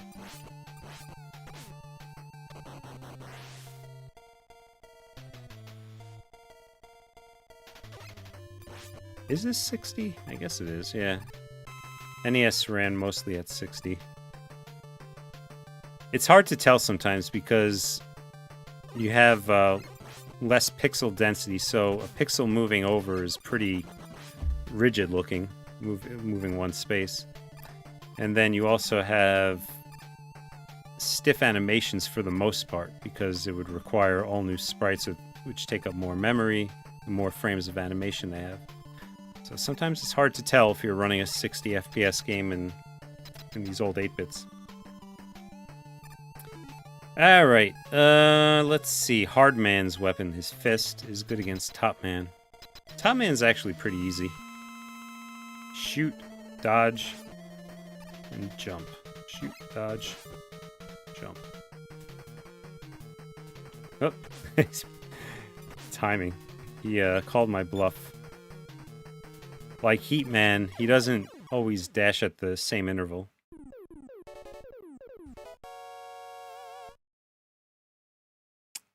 Jesse H. I've only ever played Mega Man The Power Battle. I don't even know what that is. I never really played the Battle Network games or anything like that. I played the original series, the X series, the Zero series, and I played Legends #1. That was it. Maybe we could do Legends. I have Legends 1 and 2 on PS. My PS3 has like the backward compatible games. We could probably do that one day. I never played them though. I played #2 rather. I played #1 back. I had that, but I never played #2 when I picked it up off of a PlayStation store. That's what I'm saying. I'm bad about impulse buys. I build this backlog and then I don't play them. And that's what we're hoping to accomplish here with streaming, is get through that backlog and then have these nights like tonight where we crush an old game that we all played.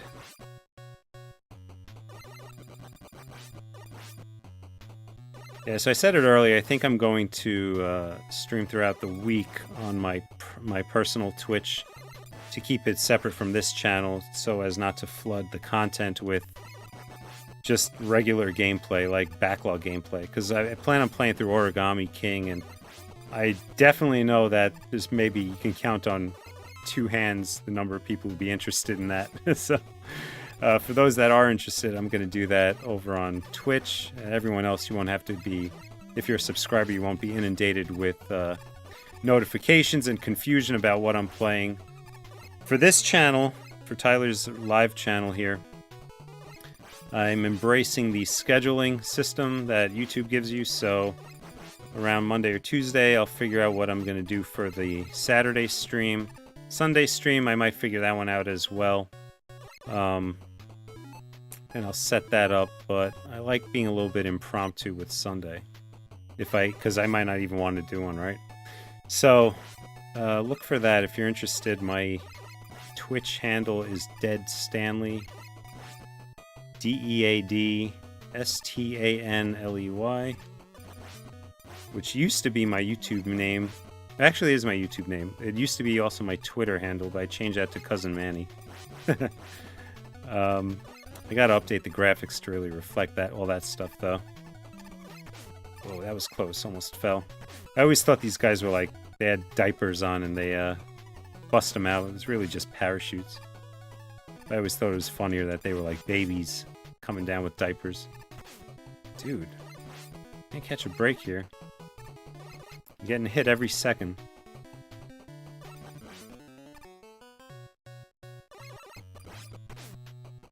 I will write my Twitch into chat after this boss here. You know what? Alright, yeah, we'll use an energy tank if we need to. So, Shadow Man kind of sucks because... And also the end boss, because you have to use the the top spin on him.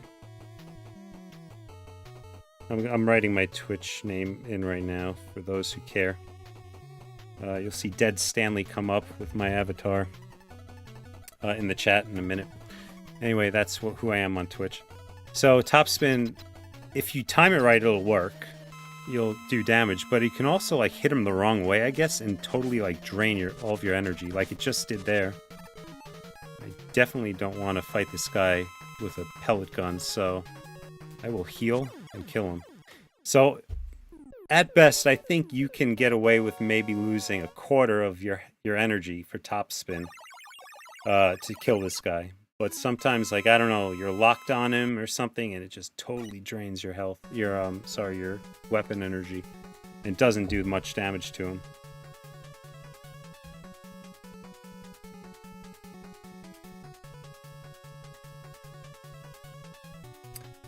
Let me just clarify. Twitch account, that's Stanley. All right. Anyhow, yeah. Matt's Gaming Life. Hey, Manny. Hello, Matt's Gaming Life. Good to see you again. I'm glad you stopped in.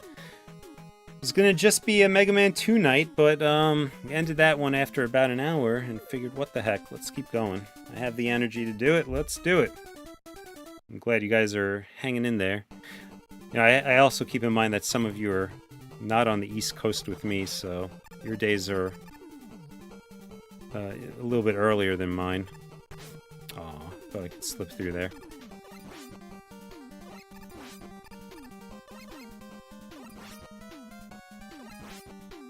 Yeah, so Origami John Hunthrop says Origami King is great. I only got to the part with the ship though.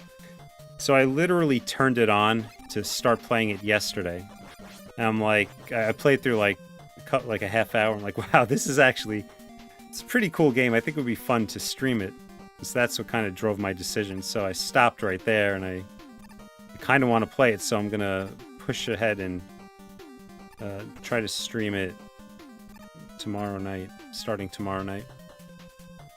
Because I don't want to put that one off. That one seems like it was fun. I played Sticker Star. Really didn't like that one so much. I made it through, but it was like a begrudgingly I played that one. I don't like the idea of having my attacks be limited. Like in Sticker Star, you had to have the stickers to use in order to attack the enemy. So to me, it's always like, well, I have to have this packed out inventory of stickers. I don't know which I'm going to need when. Certain enemies are weak against certain stickers. Did I bring the right ones? Did I waste them all? It was just too much micromanagement of that sort of thing. Didn't appreciate it. But this one, from what I understand, the battle system is kind of not like an RPG battle system. And what I saw had enemies on the discs, and I had to like spin them around, and then I could jump on them, and it seemed interesting. I don't know if in the long run it's going to be good, but you know, I end up hearing reviews and watching like, what a bad move that was. Watching reviews on these games when they come out, and I think I take too much stock in people's opinions, and I don't judge the game for myself, because there are a lot of games that people rag on that I actually have enjoyed quite a lot. So then even like critically acclaimed games I tend to shy away from because there's too much hype. Oh, you know what would be a good weapon here is Shadow Blade. Because Shadow Blade gives us the directional attack, if I remember correctly. Yep.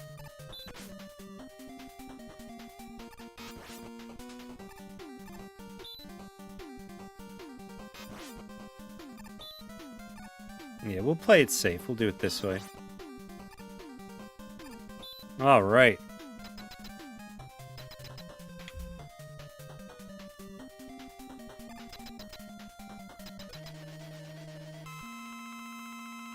Power Battle is an arcade game.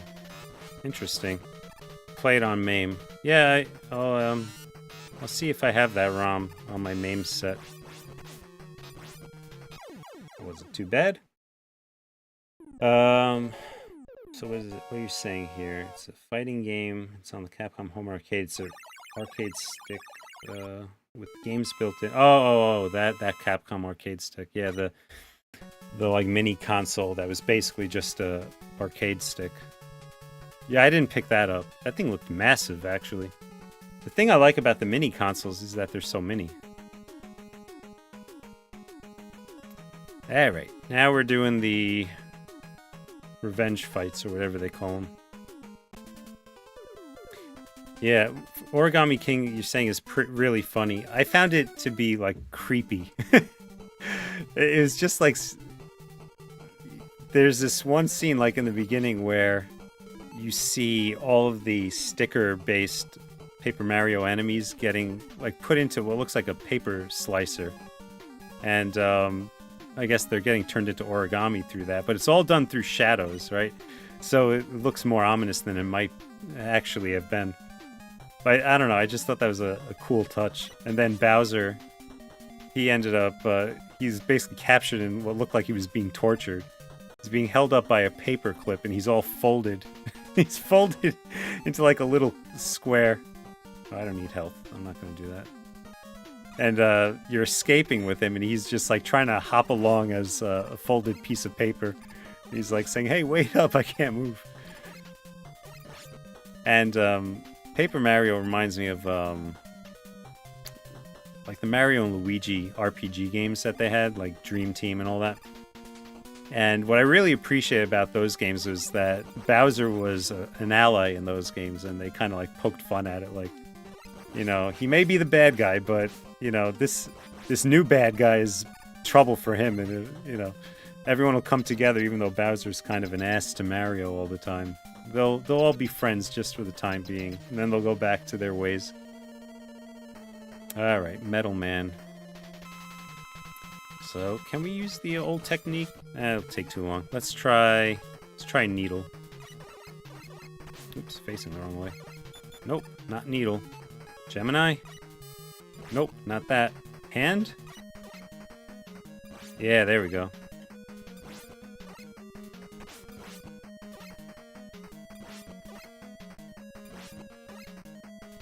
Ah! Why'd he jump? Not bad, but we still have to get through the rest of the level. Hopefully we find some health. Yes, we do.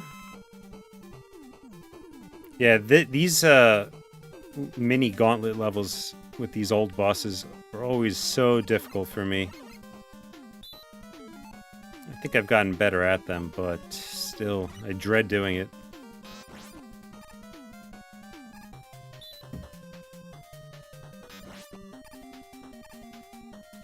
Interesting choice of enemies. Like what, a couple of nuts on a bolt? They come after you. No weapon energy, no health.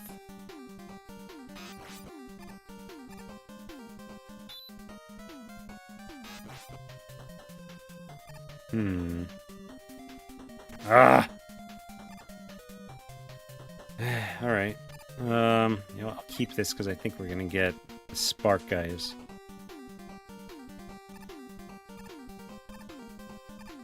No? Okay.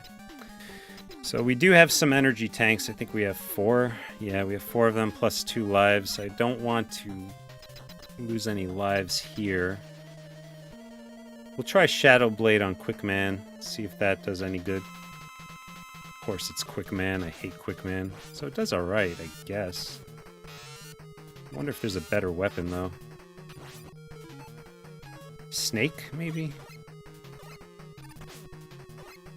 You know what? Maybe I will die. Because I'm taking too many risks here trying to fight this guy. So let's see. Let's try Needle Man. I guess I could always do Shadow Blade if I need to, but that'll be a last resort. Let's see if we can figure out what he's weak against. Not needles, that's for sure. Geminis? Oh, there we go. Dude, look at the health draining on this. Of course, I can't shoot another laser till it goes off screen. Alright, last life. So what we're gonna do is we will happily use a energy tank. if we have to. 'Cause I definitely don't want to come back this way. Well, I always forget that we can slide as well.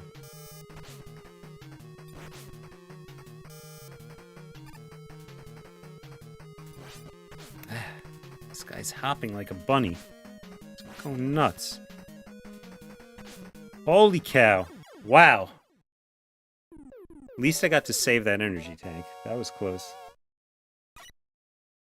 That was a close one. Alright, so... The pessimist in me says I should probably lose a life just so I can get a full stack. So let's, should we do that? Nah. I think Quick Man would probably have been the hardest one, I thought. I don't think any of the other enemies are going to jump around like that. But where this might get difficult is we will be in the Rush Marine, I believe, in this stage. And that means that we can run out of energy and fall in. I don't know what happens if you get hit in the Rush Marine, if you like fall out of it or something, but we'll give it a shot. Worst case, I mean, these are short. Oh, dude, like I'm having such bad aim. These are such short levels anyway. These are like mini levels. So what's the worst that happens, right? Replay it. Let's take the Rush Jet up there. Does Rush Jet let you go up? Yeah, it does. Alright, thanks for that. Pointless.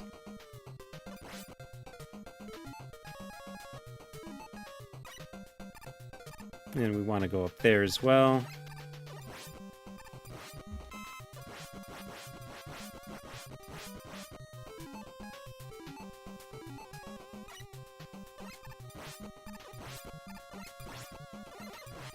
Okay, okay. I think Shadow Blade can pop these guys up here. Let's try that. Guess not. Guess I was mistaken. Alright, we'll have to use the Rush Jet to get up there. See, I want to get that canister just in case there's a life in there. Or even better, like another... I was gonna say another energy tank. Alright, fair enough. Mad Schmupper, how often did you and Mikey and Tyler visit each other as kids? Well, Tyler would come up, I don't know, once every 4 years or so, I guess. I'll take that. I only started going down, well, I went down there for the first time, I think it was in 2000. Mikey only went down there for Tyler's wedding.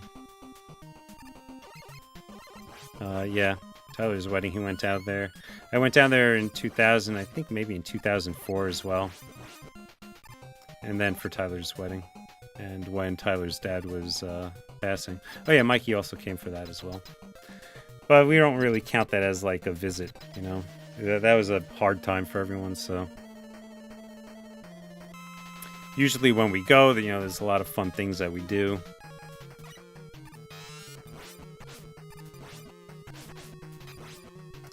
Not doing well on this.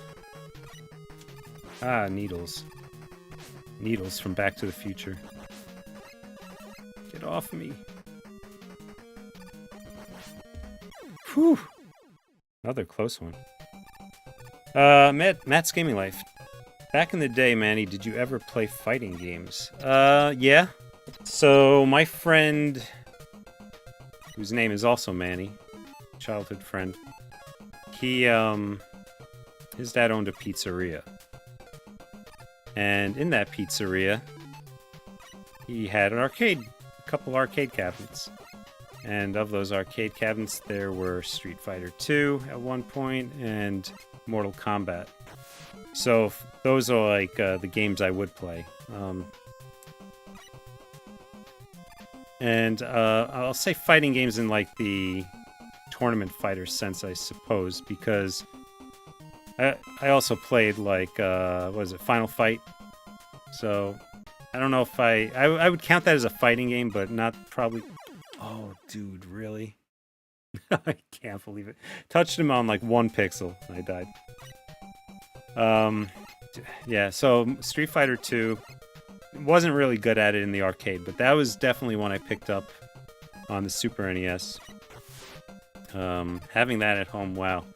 Yeah, I played through that, and that was... I actually bought Super Street Fighter 2 as well when that came out.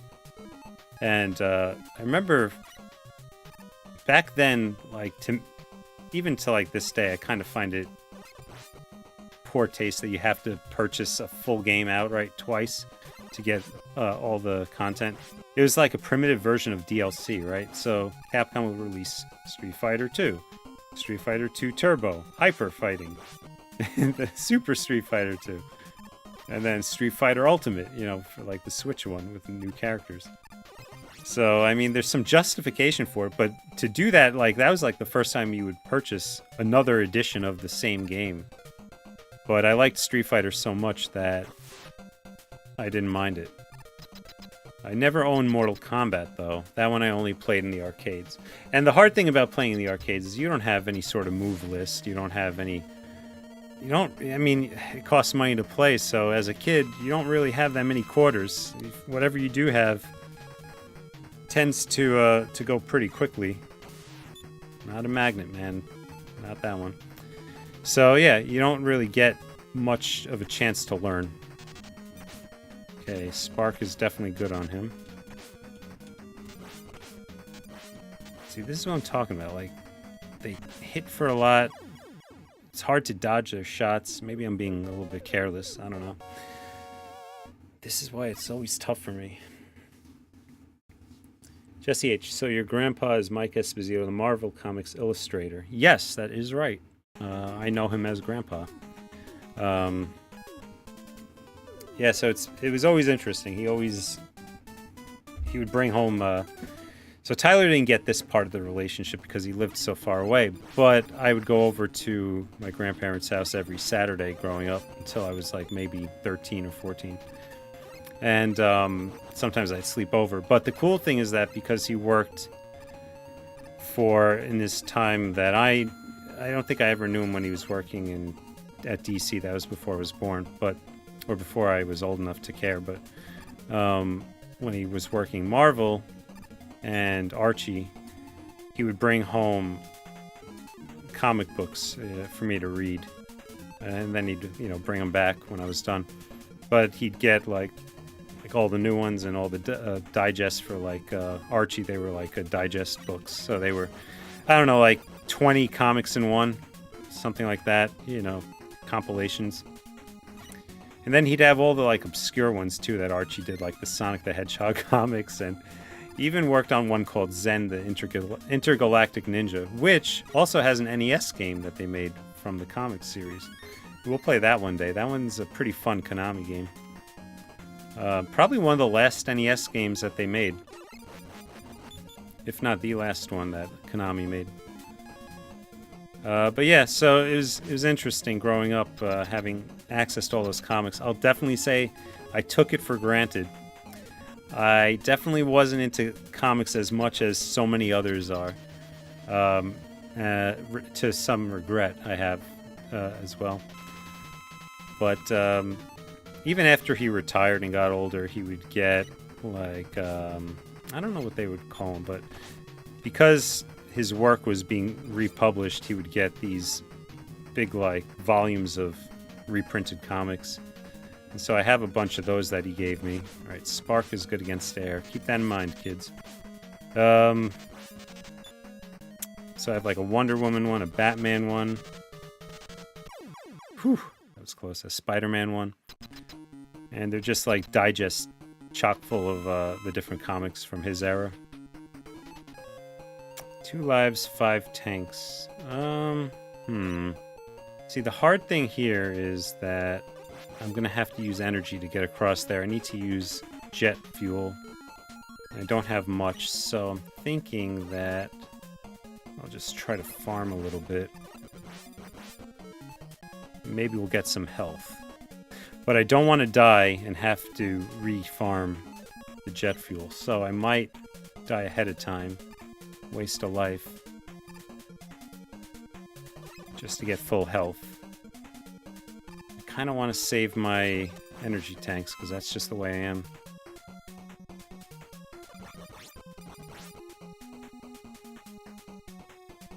Ah, so some people familiar with Zen. That's cool. Yeah, it does have great music. It had some pretty interesting... it had some really interesting levels and boss fights. And there's a Game Boy game as well, which is pretty easy. The NES game is actually pretty tough. Alright, this isn't going anywhere. You know what? I'm just gonna take my life, get some full health, and we'll have no problem using the jet across there. Final Fight is a brawler, John Hunthrop says. Yeah, I guess so. It's not a fighting game, it's a brawler. If I could fight and beat people up, it's all the same to me.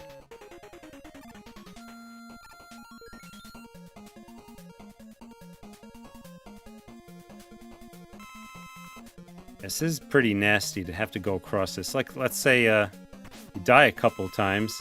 You don't have access to the energy anymore. You already beat the mid-boss. You got to come back in here on a continue and beat the mid-boss again. Just so you have enough energy to get through this.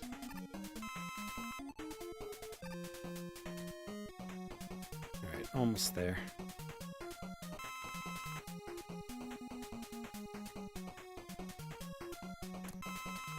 Jesse H. Wow, you have an awesome family. Blessed.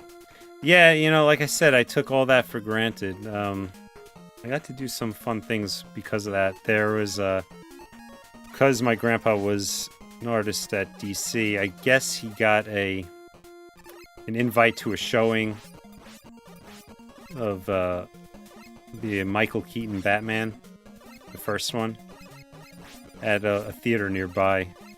And so I got to go to that, and I remember being with him, and there were people lined up outside to go see it, and we had like a private screening for, I guess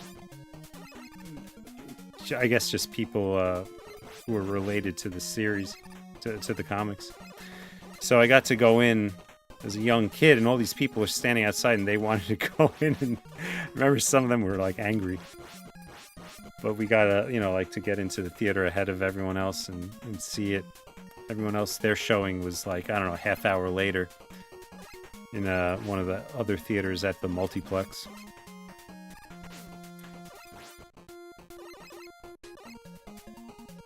I remember, and then my grandma, she worked for both, at different times, both the Mets and the Yankees.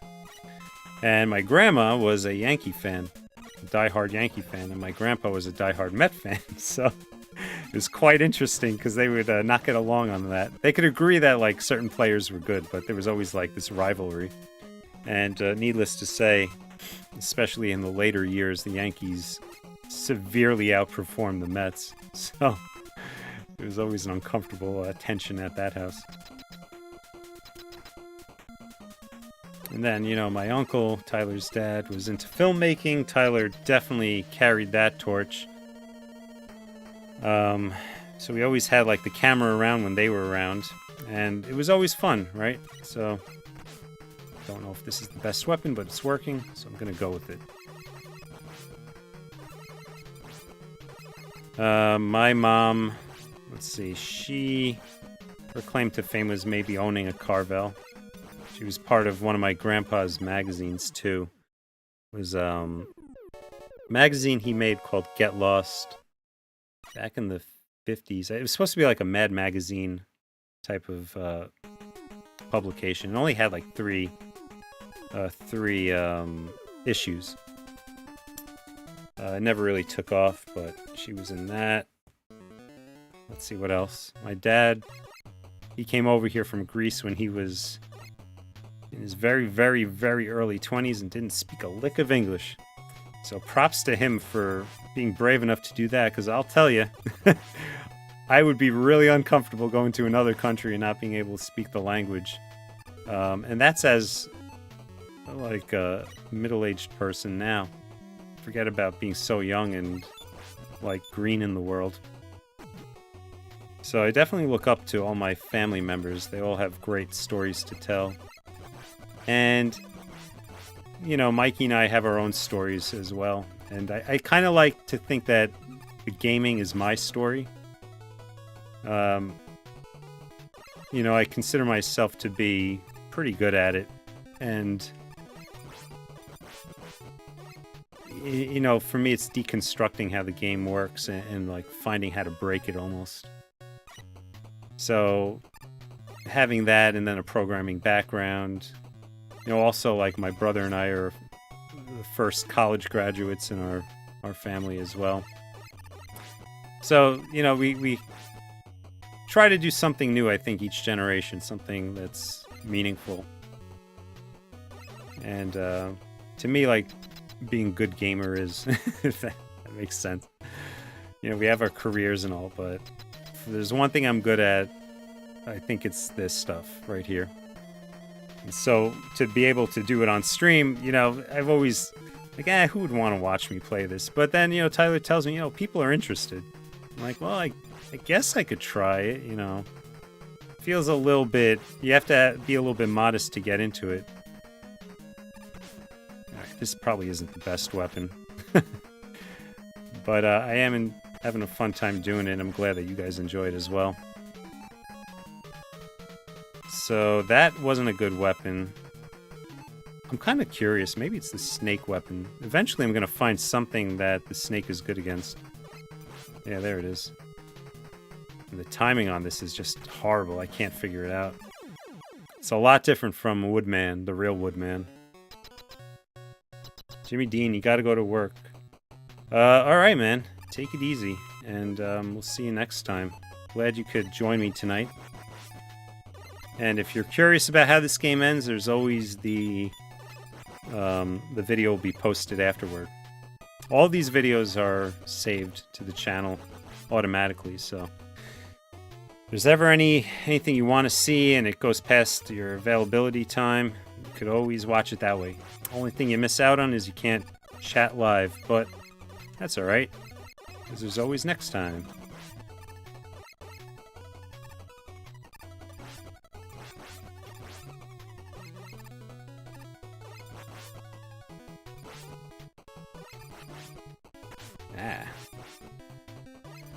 Look at this. These are some tight platforms. Get enemies jumping at you, too. Oh, do I need, I don't need any weapon energy, right? You know what? Let's refill Jet, just in case. Jesse H, I could hear the angry kids yelling at you in their New York accents. Yeah, well, the funny thing is that when you have the accent, you don't really hear it. Although I guess I've definitely heard it heavier in some people than others. I definitely also hear it in my younger self in some of the videos that Tyler posts. So we're gonna take a loss here just to I wonder what, just to get full health we'll take the loss. So I wonder what is good on this guy. Top attack? I don't know. Spark? No, Spark was good against Bubble Man. Snake was good against Woodman. Shadow Blade, I don't know, actually. I don't think we found anyone who's severely weak against Shadow Blade. We'll try that.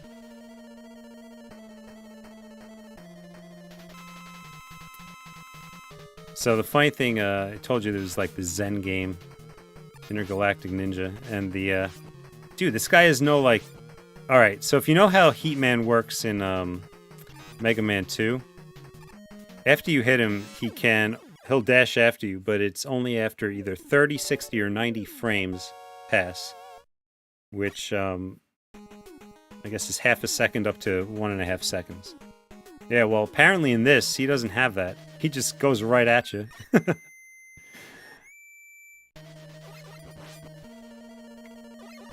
So, funny story about Zen, the NES game. I remember the stakeholder for Zen IP. he was telling us, oh yeah, they're gonna make an NES game too. It's even the Nintendo game is gonna be even better than Super Nintendo. And even back then, as a kid, I'm like, yeah, right, not happening. Wily ran off with Gamma. Oh, Dr. Light. A little bit of voice acting for you.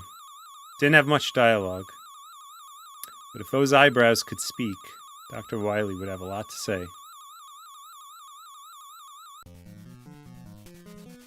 Have you ever seen an NES game that looked better than a Super NES game? I don't think I have, honestly. Even the worst Super Nintendo games, I think they always had better color palettes.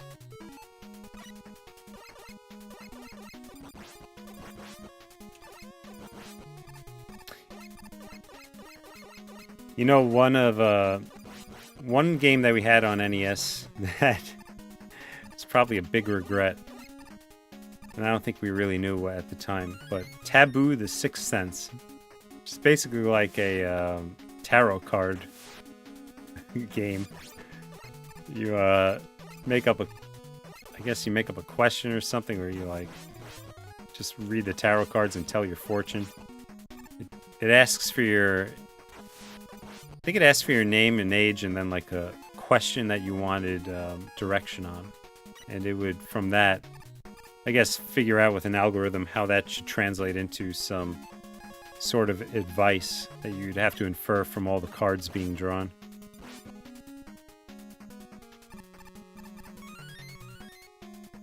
If you want to count it as a game you could beat, you could probably beat that game in like 10 minutes. I remember playing it, though. I use that term loosely, of course, but playing it, and depending on the card you picked, you'd get like this happy music, like cheerful music. If you drew a bad card, like the death card, it would be really, really ominous, almost like scary. Some other obscure NES games we had were Solstice, which is the isometric 3D puzzle game. What else? Eight Eyes, which is a terribly difficult game. Kind of looks like a Castlevania game, but is not. Very difficult bosses. I want to say I did beat that once, but it must have been with like a Game Genie or something. I've gone back to it since then, and I've just never been able to make progress. One day we'll play that for fun, not with the intention of beating it though, because I can guarantee you that would not happen. But maybe just to show off what it is. Alright, this is going to be dangerous. 1, 2, 3. Alright, we'll go in that little hole, I guess. Wait it out.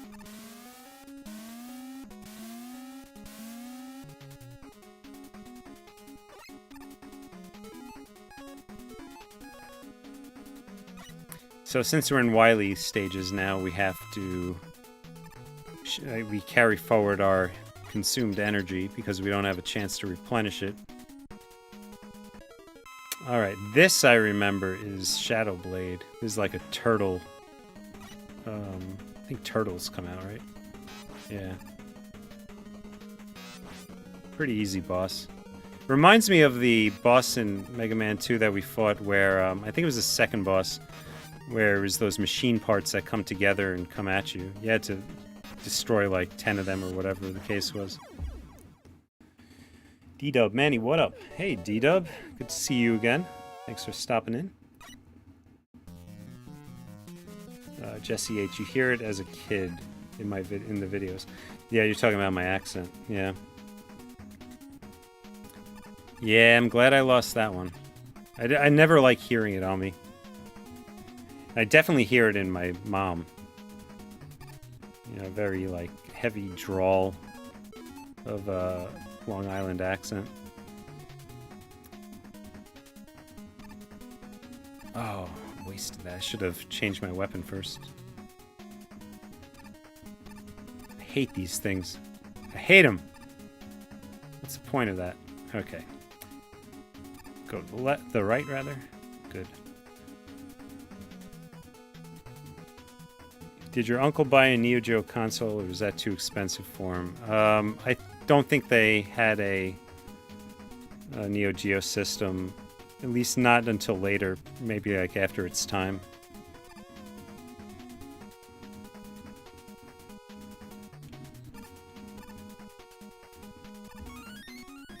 Alright, good. Yeah. I don't think his uncle spared any expense when it came to games. That's true. I mean, he was definitely the enthusiast. I come and go with my enthusiasm for picking up games. He would definitely love today's market with the retro game market, the conventions that are going on, like the deals you can get. That all came like probably like just after he passed away. YouTube thriving, and man, he would have loved it. He would have had so much fun, I think, in the modern retro gaming scene. It's a funny thing to say. Modern retro gaming scene.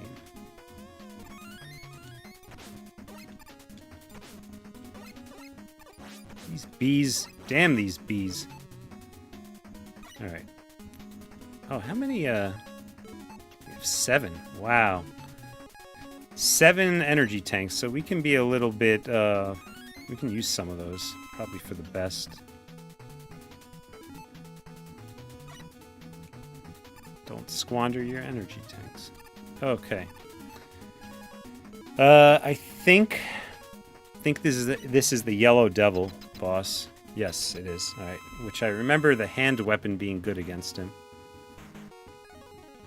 This guy's like in every Mega Man game. Not the second one. Yeah, he's in most of them. It's always the same encounter. Although I will say that the order that these pieces come in are different.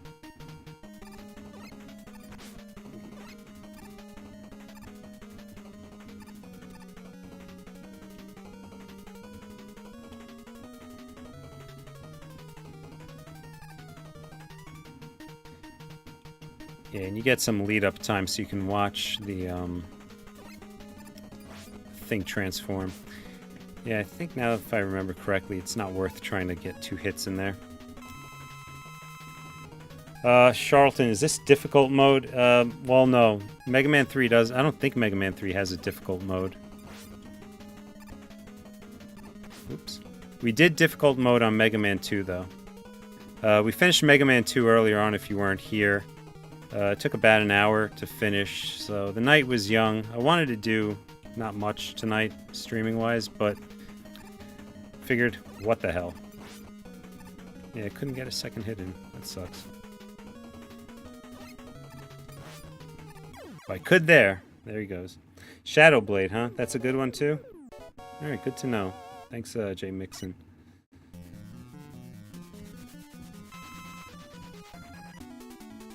D-Dub. This game is such a pure heart joy.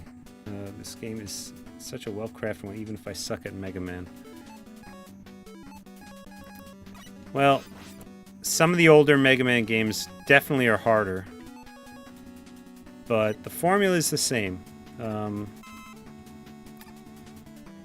Find the weakness, exploit it, right? Oh, do we need stuff? Yeah, we need hand, because hand, I believe, is also good on the final boss. It's like in Seinfeld, that Seinfeld episode. I have hand. It's like having the upper hand of a relationship. But they use it for another meaning later on. Yeah, George blows the relationship out of whack by saying he has hand, and his girlfriend says, and you're gonna need it, because she breaks up with him, and, well, he'll have to take care of business on his own. Another energy tank.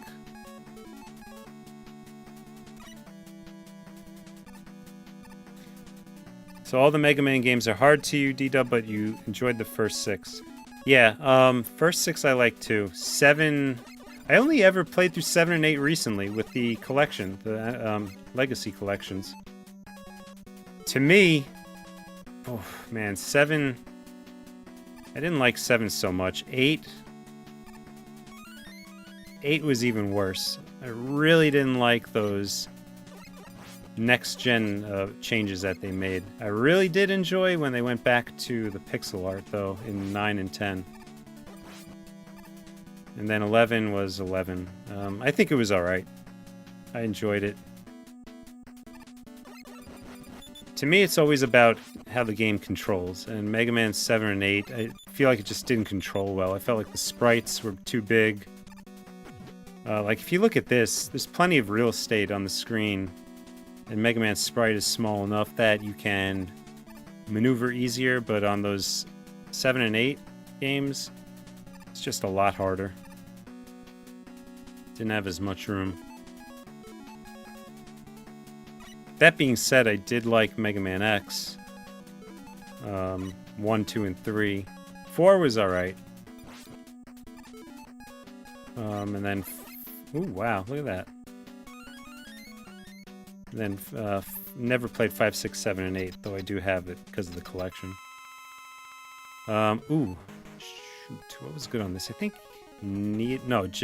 Gemini? No, Snake is actually good on this, yeah. These are the clones. You find the real one, and Snake should do a lot of damage. If you can actually find him. Holy cow. There we go.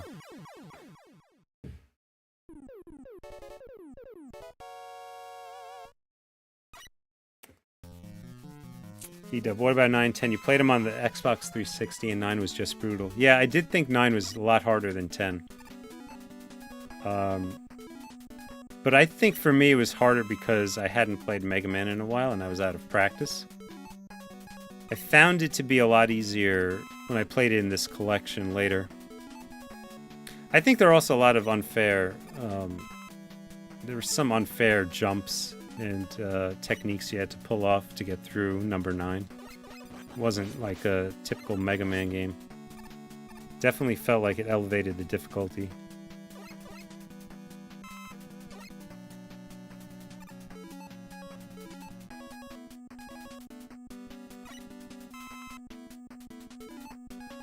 Yeah, I don't know, Thick Sword. They did remove the slide move in the later Mega Man, like 9 and 10, like you're saying. And did they keep the charge shot? I think they did, right? How is this fair, man? Like, how am I supposed to dodge that, really? He's right up against the wall. I had nowhere to go. I had to, like, just outshoot him, I guess. I'm not using a turbo controller. Alright, I think we're going to the gauntlet fights. And we're not talking about Midway's gauntlet. So let's see, who's in here? This is Needleman. We're going to use Gemini shot. Gemini laser. So you can always get him if you shoot immediately. And then you can jump and shoot and you'll get him again. After that, it's all up to chance.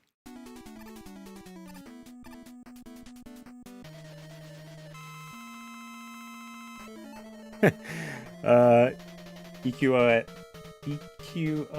nostalgia.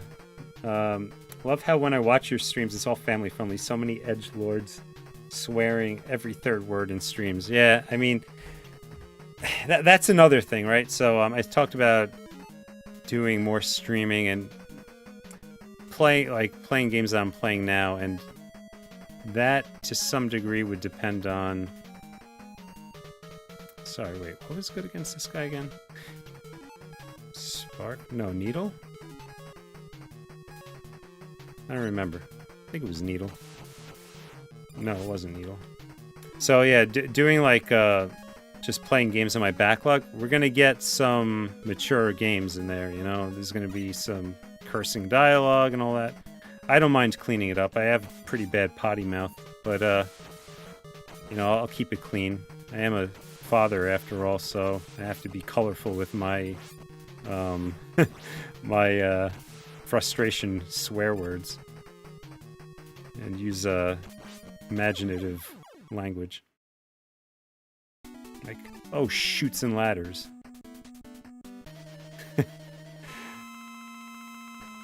But yeah, you know, the whole thing about the My Retro Life show is that it's family friendly, right? It's supposed to be. It revolves around growing up as a kid in a family lifestyle. It's so weird to think, but like it is kind of a rare thing. Sometimes every now and then you'll see other YouTubers who happen to have footage of their like a Christmas event or something like that, or a birthday, or some old Nintendo footage, game footage. But the thing, right, last shot there. The thing about it is that we had that for like, well, at least Tyler did, for every single event. So he has so much of his life just archived on film. And, you know, that's the way it was. It was all family based, so that's how the show goes. That's how our language goes on the show. It's so weird to call it a show. It's basically part of my life.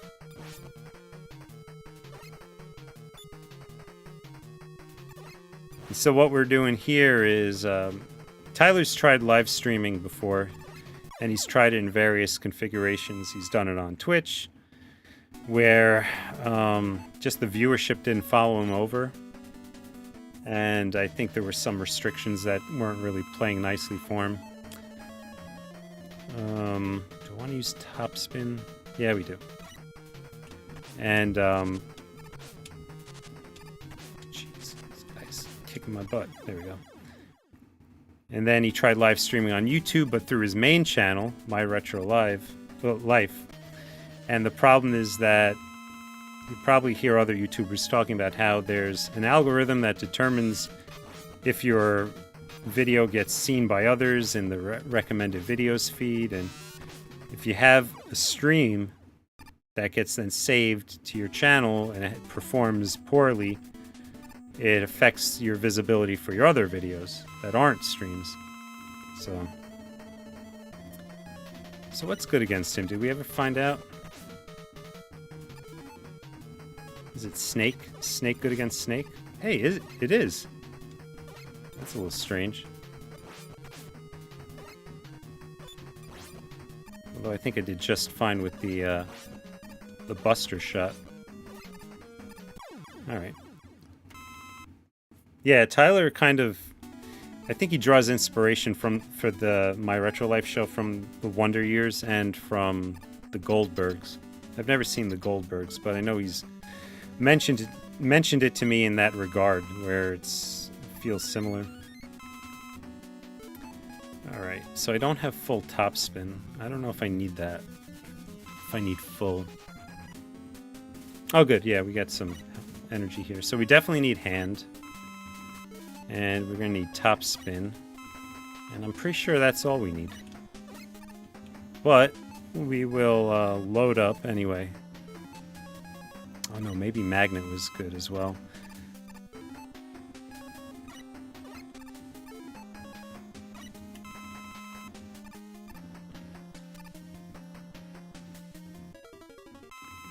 Is this the final boss? No, it's not. Okay, yeah. It's one of them. So we're heading to the boss, but the hand shot is good on this iteration of Dr. Wily. Look at that.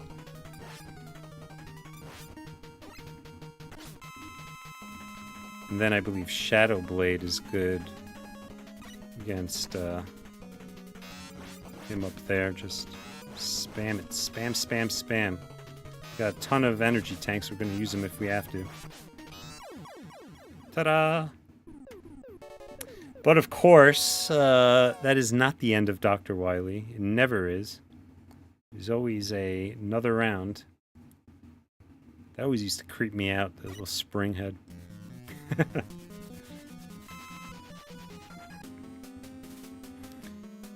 You know, and like,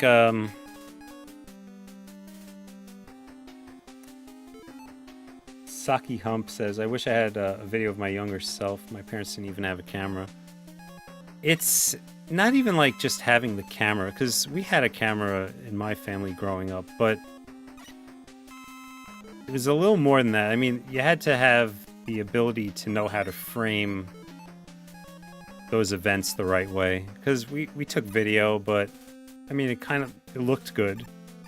You know, even now, my wife and I, we take video of our daughter, and it looks good, but can you do it in such a way that it tells a story?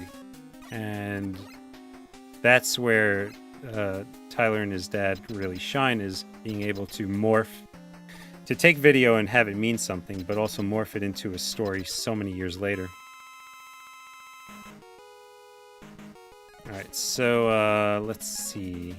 Shadow is good on this guy. I think Magnet's also good too. No? Okay, maybe not.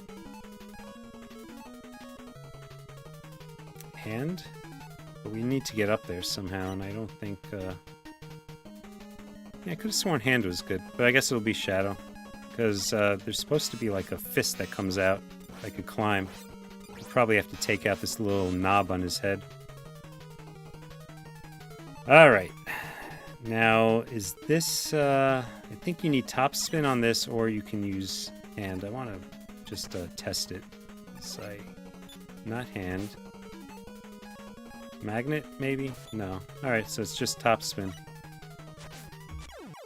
And there you go. Not too hard, right? 3 games in 2 nights. Dallas, Mega Man 2, Mega Man 3. Although these old NES games, you finish them so fast, it's like... no big deal. If you know what you're doing, that is. Alright, let's see this chat. Catching up.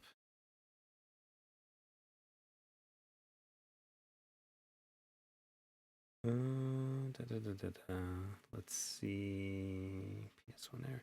Sorry, so Jesse H. I remember going to an electronics boutique, EB Games, yeah. And EB Games doesn't even exist here in the US anymore. I think it's now just GameStop. I think EB Games is Canada, right? Sorry, Canadian. They're in Canada. Neo Geo games alone are $200 to $100 each. Yeah, that's the way it was. The machine itself was $600, and the carts, which were basically arcade boards, were like $200 to $300. Yeah, it's a little much for one game, but I guess, you know, if you really like arcade games, like Metal Slug or something like that. Did they have Metal Slug back then? I could see that, but a lot of the fighting games, I don't know if I'd want to spend that much money on them.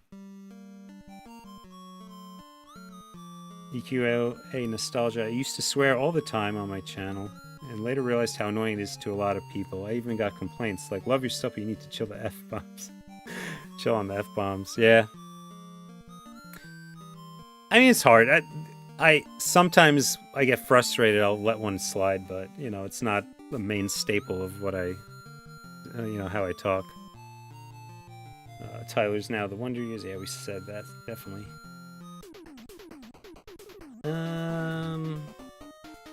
Never seen the Goldbergs either. Wonder Years was definitely my childhood, though. Good times. Yeah, I used to watch the Wonder Years. Aren't they making another Wonder Years?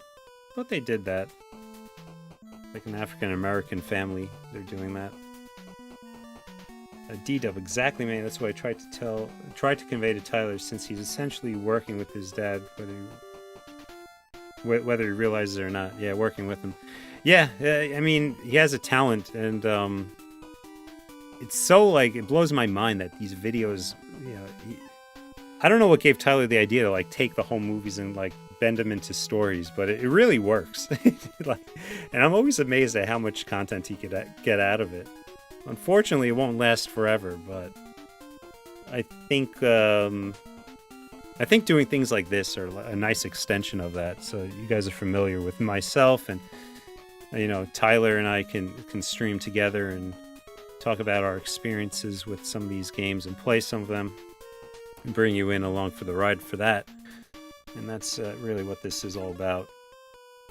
It's weird because growing up, gaming I feel like was kind of like a taboo thing to do. You know, you maybe get picked on as a kid, something like that. I know, like, I kept to myself about it. I had friends who were into it, but outside of those friends, like, you just didn't mention it. But nowadays, it's embraced so much, and to, like, hear that there are other people that were like us, but we were all, like, closeted gamers, and so to speak. It would have been cool if we had the ability to communicate like we can now and be all friends about it, or cousins, right? Let's see.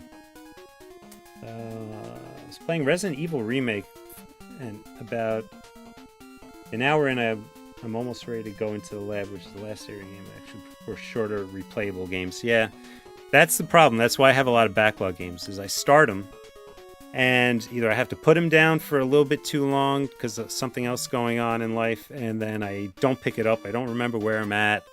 Just not in the mood when I'm like, I go to sit down, I'm like, I just don't feel like wrapping my head into it again. So I want to make significant progress if I do, and if I only have an hour to play, it's not going to work. So for me, the shorter games work. That's why I buy a lot of the retro-inspired games like we've been doing lately, like Odalis.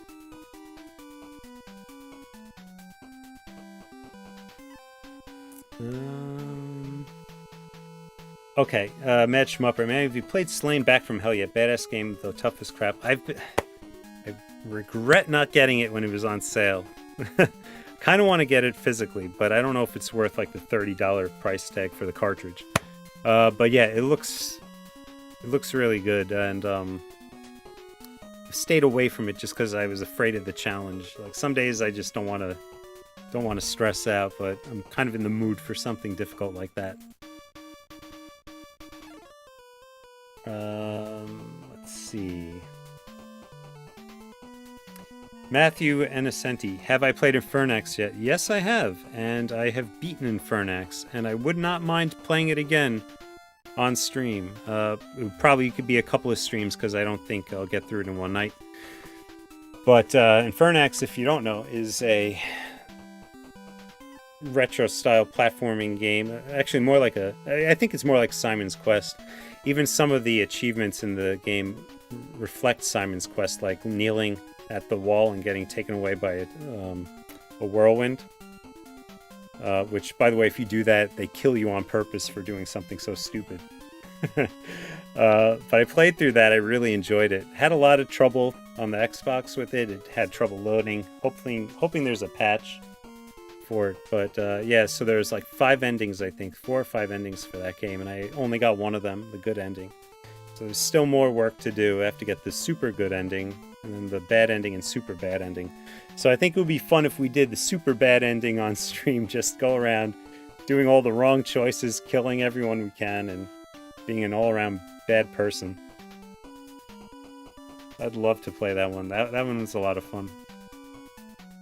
Charlie Hustle, definitely love you guys doing this every week. Manny. Yep, it's fun to do. Have it set for at least every Saturday we could do it. Hoping to get the Friday nights with Tyler in there, and then nights like this where we go a little bit extra on Sunday. Nostalgia says, yeah, Tyler's definitely been a blessing to the retro community. Even just nostalgic people looking back. Yeah, it's interesting. Like, sometimes he hits gold with certain videos he tells at certain times. He tries to line them up with like events happening. Like the Xbox one he put out kind of like coincided with the I don't know, some Xbox 20th anniversary event, and like the thing blew up, and then overnight he got like 10,000 more subscribers, it seemed. So more people hopping on board and finding it, and I think it's refreshing for a lot of people to see different type of retro game content. Plenty of Let's Plays out there, plenty of reviewers out there. Not much authentic home video out there, though. So that's, especially one that has, I think he does like kind of like a professional storytelling behind it all. There's a good sense for that.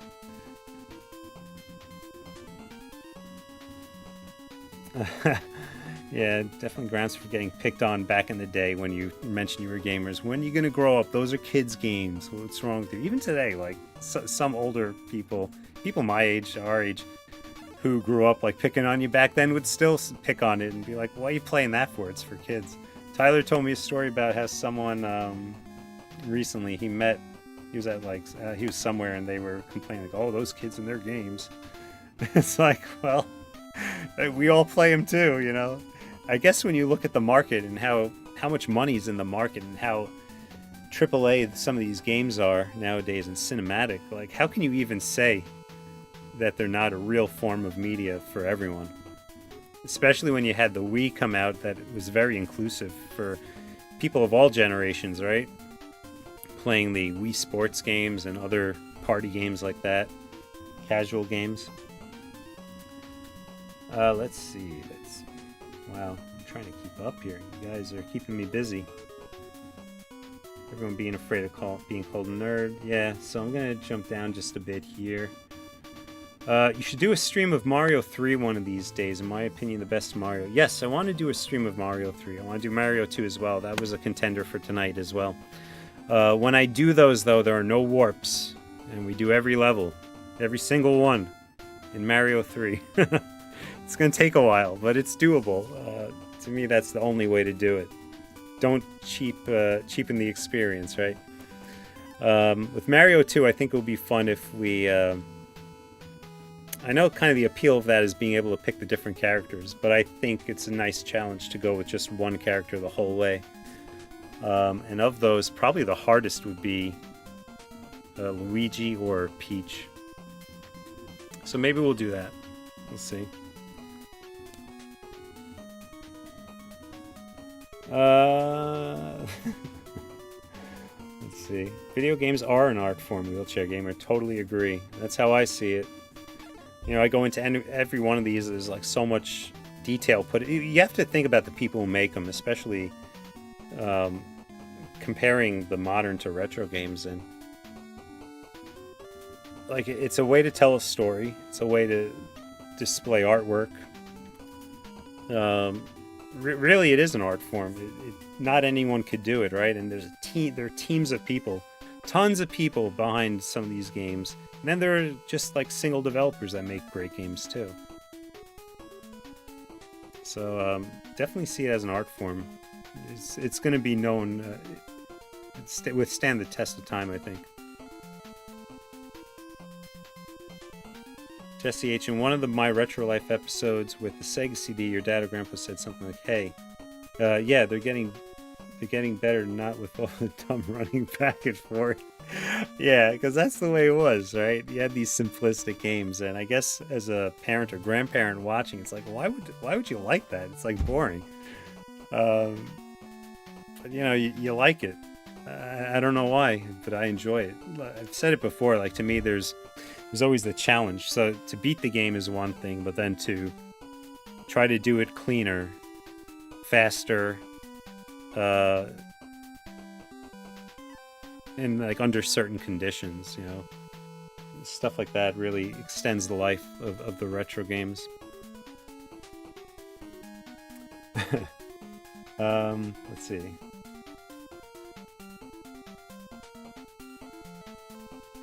MMO atmosphere for me is,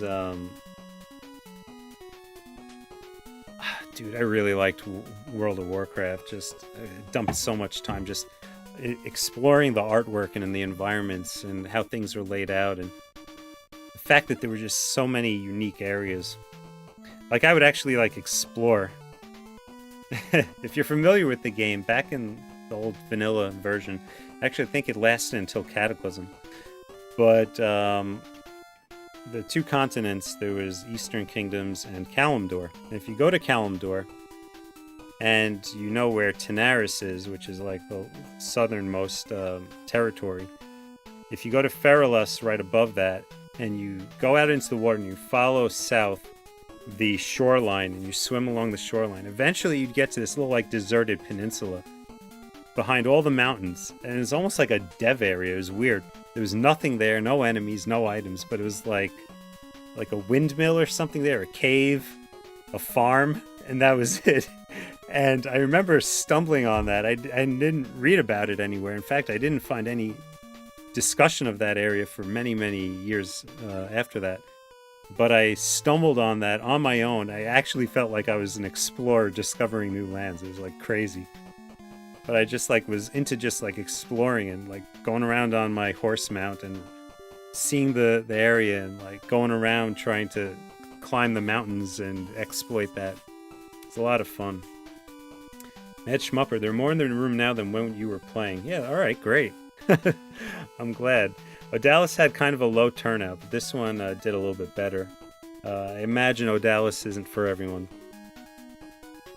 VR Skyrim blew your mind. I would love to play that one. I really would. And that's one I wanted to get, but it just... I haven't looked back on old PSVR. Because when Skyrim came out, I kind of like dropped it at the time. I love the PSVR, don't get me wrong, but it's a process at this point. If you want to play it on the PS5, I have the old PSVR that did not support the HDR pass-through.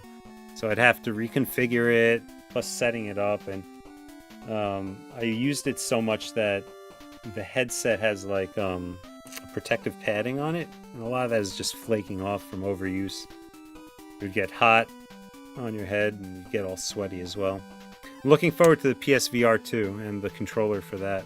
Still has the cable running from the headset though, which kind of sucks, but what can you do?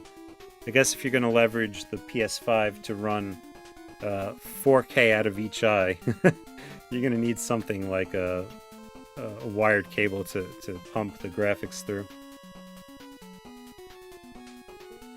Let's see, EverQuest VR would be fine. I always wanted like World of Warcraft in VR once that happened.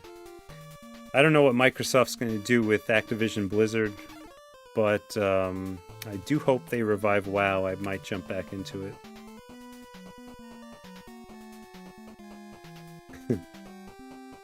Yeah, see, nostalgia gets it. Early WoW is definitely great. Yeah, I played WoW. I played didn't play EverQuest. I played WoW. I played Final Fantasy 11. Tried 14 a little bit, and that was about it. All right, guys, and that's where we're going to end tonight's stream. So, yes, once again, I thank you all for coming out and hanging out. We'll do this again on this channel next week. Look for the... Subscribe if you haven't, and look for the notification, because Monday or Tuesday I will post my plan for the Saturday Versus stream. Tyler may be back on Friday, so we might do something then as well.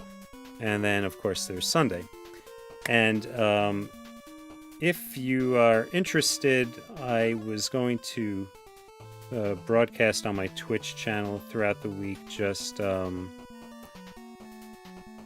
my backlog gameplay. I started Origami King, and I'm going to be doing it over there. I'm posting it now. My Twitch name is Dead Stanley. It's also my YouTube channel name as well. So if you want to add that, if you're into Twitch, I'll be doing that over there. It's a little bit better for that type of content, to just have casual, long stream gameplays. And we're going to keep this channel focused more toward these one-off episodes of finishing a game, maybe 2 episodes to do some of the games. But this will be more curated content. So if you're interested in just hanging out and playing whatever, watching along with whatever I'm playing, or jumping in and seeing some progress made, I'll be doing that over on Twitch. See how that goes. And if it's a bust, maybe we'll come back over here. I'm not sure. But anyway, thanks everyone for stopping by, and have a good night, and we'll see you next week. Or tomorrow. Good night.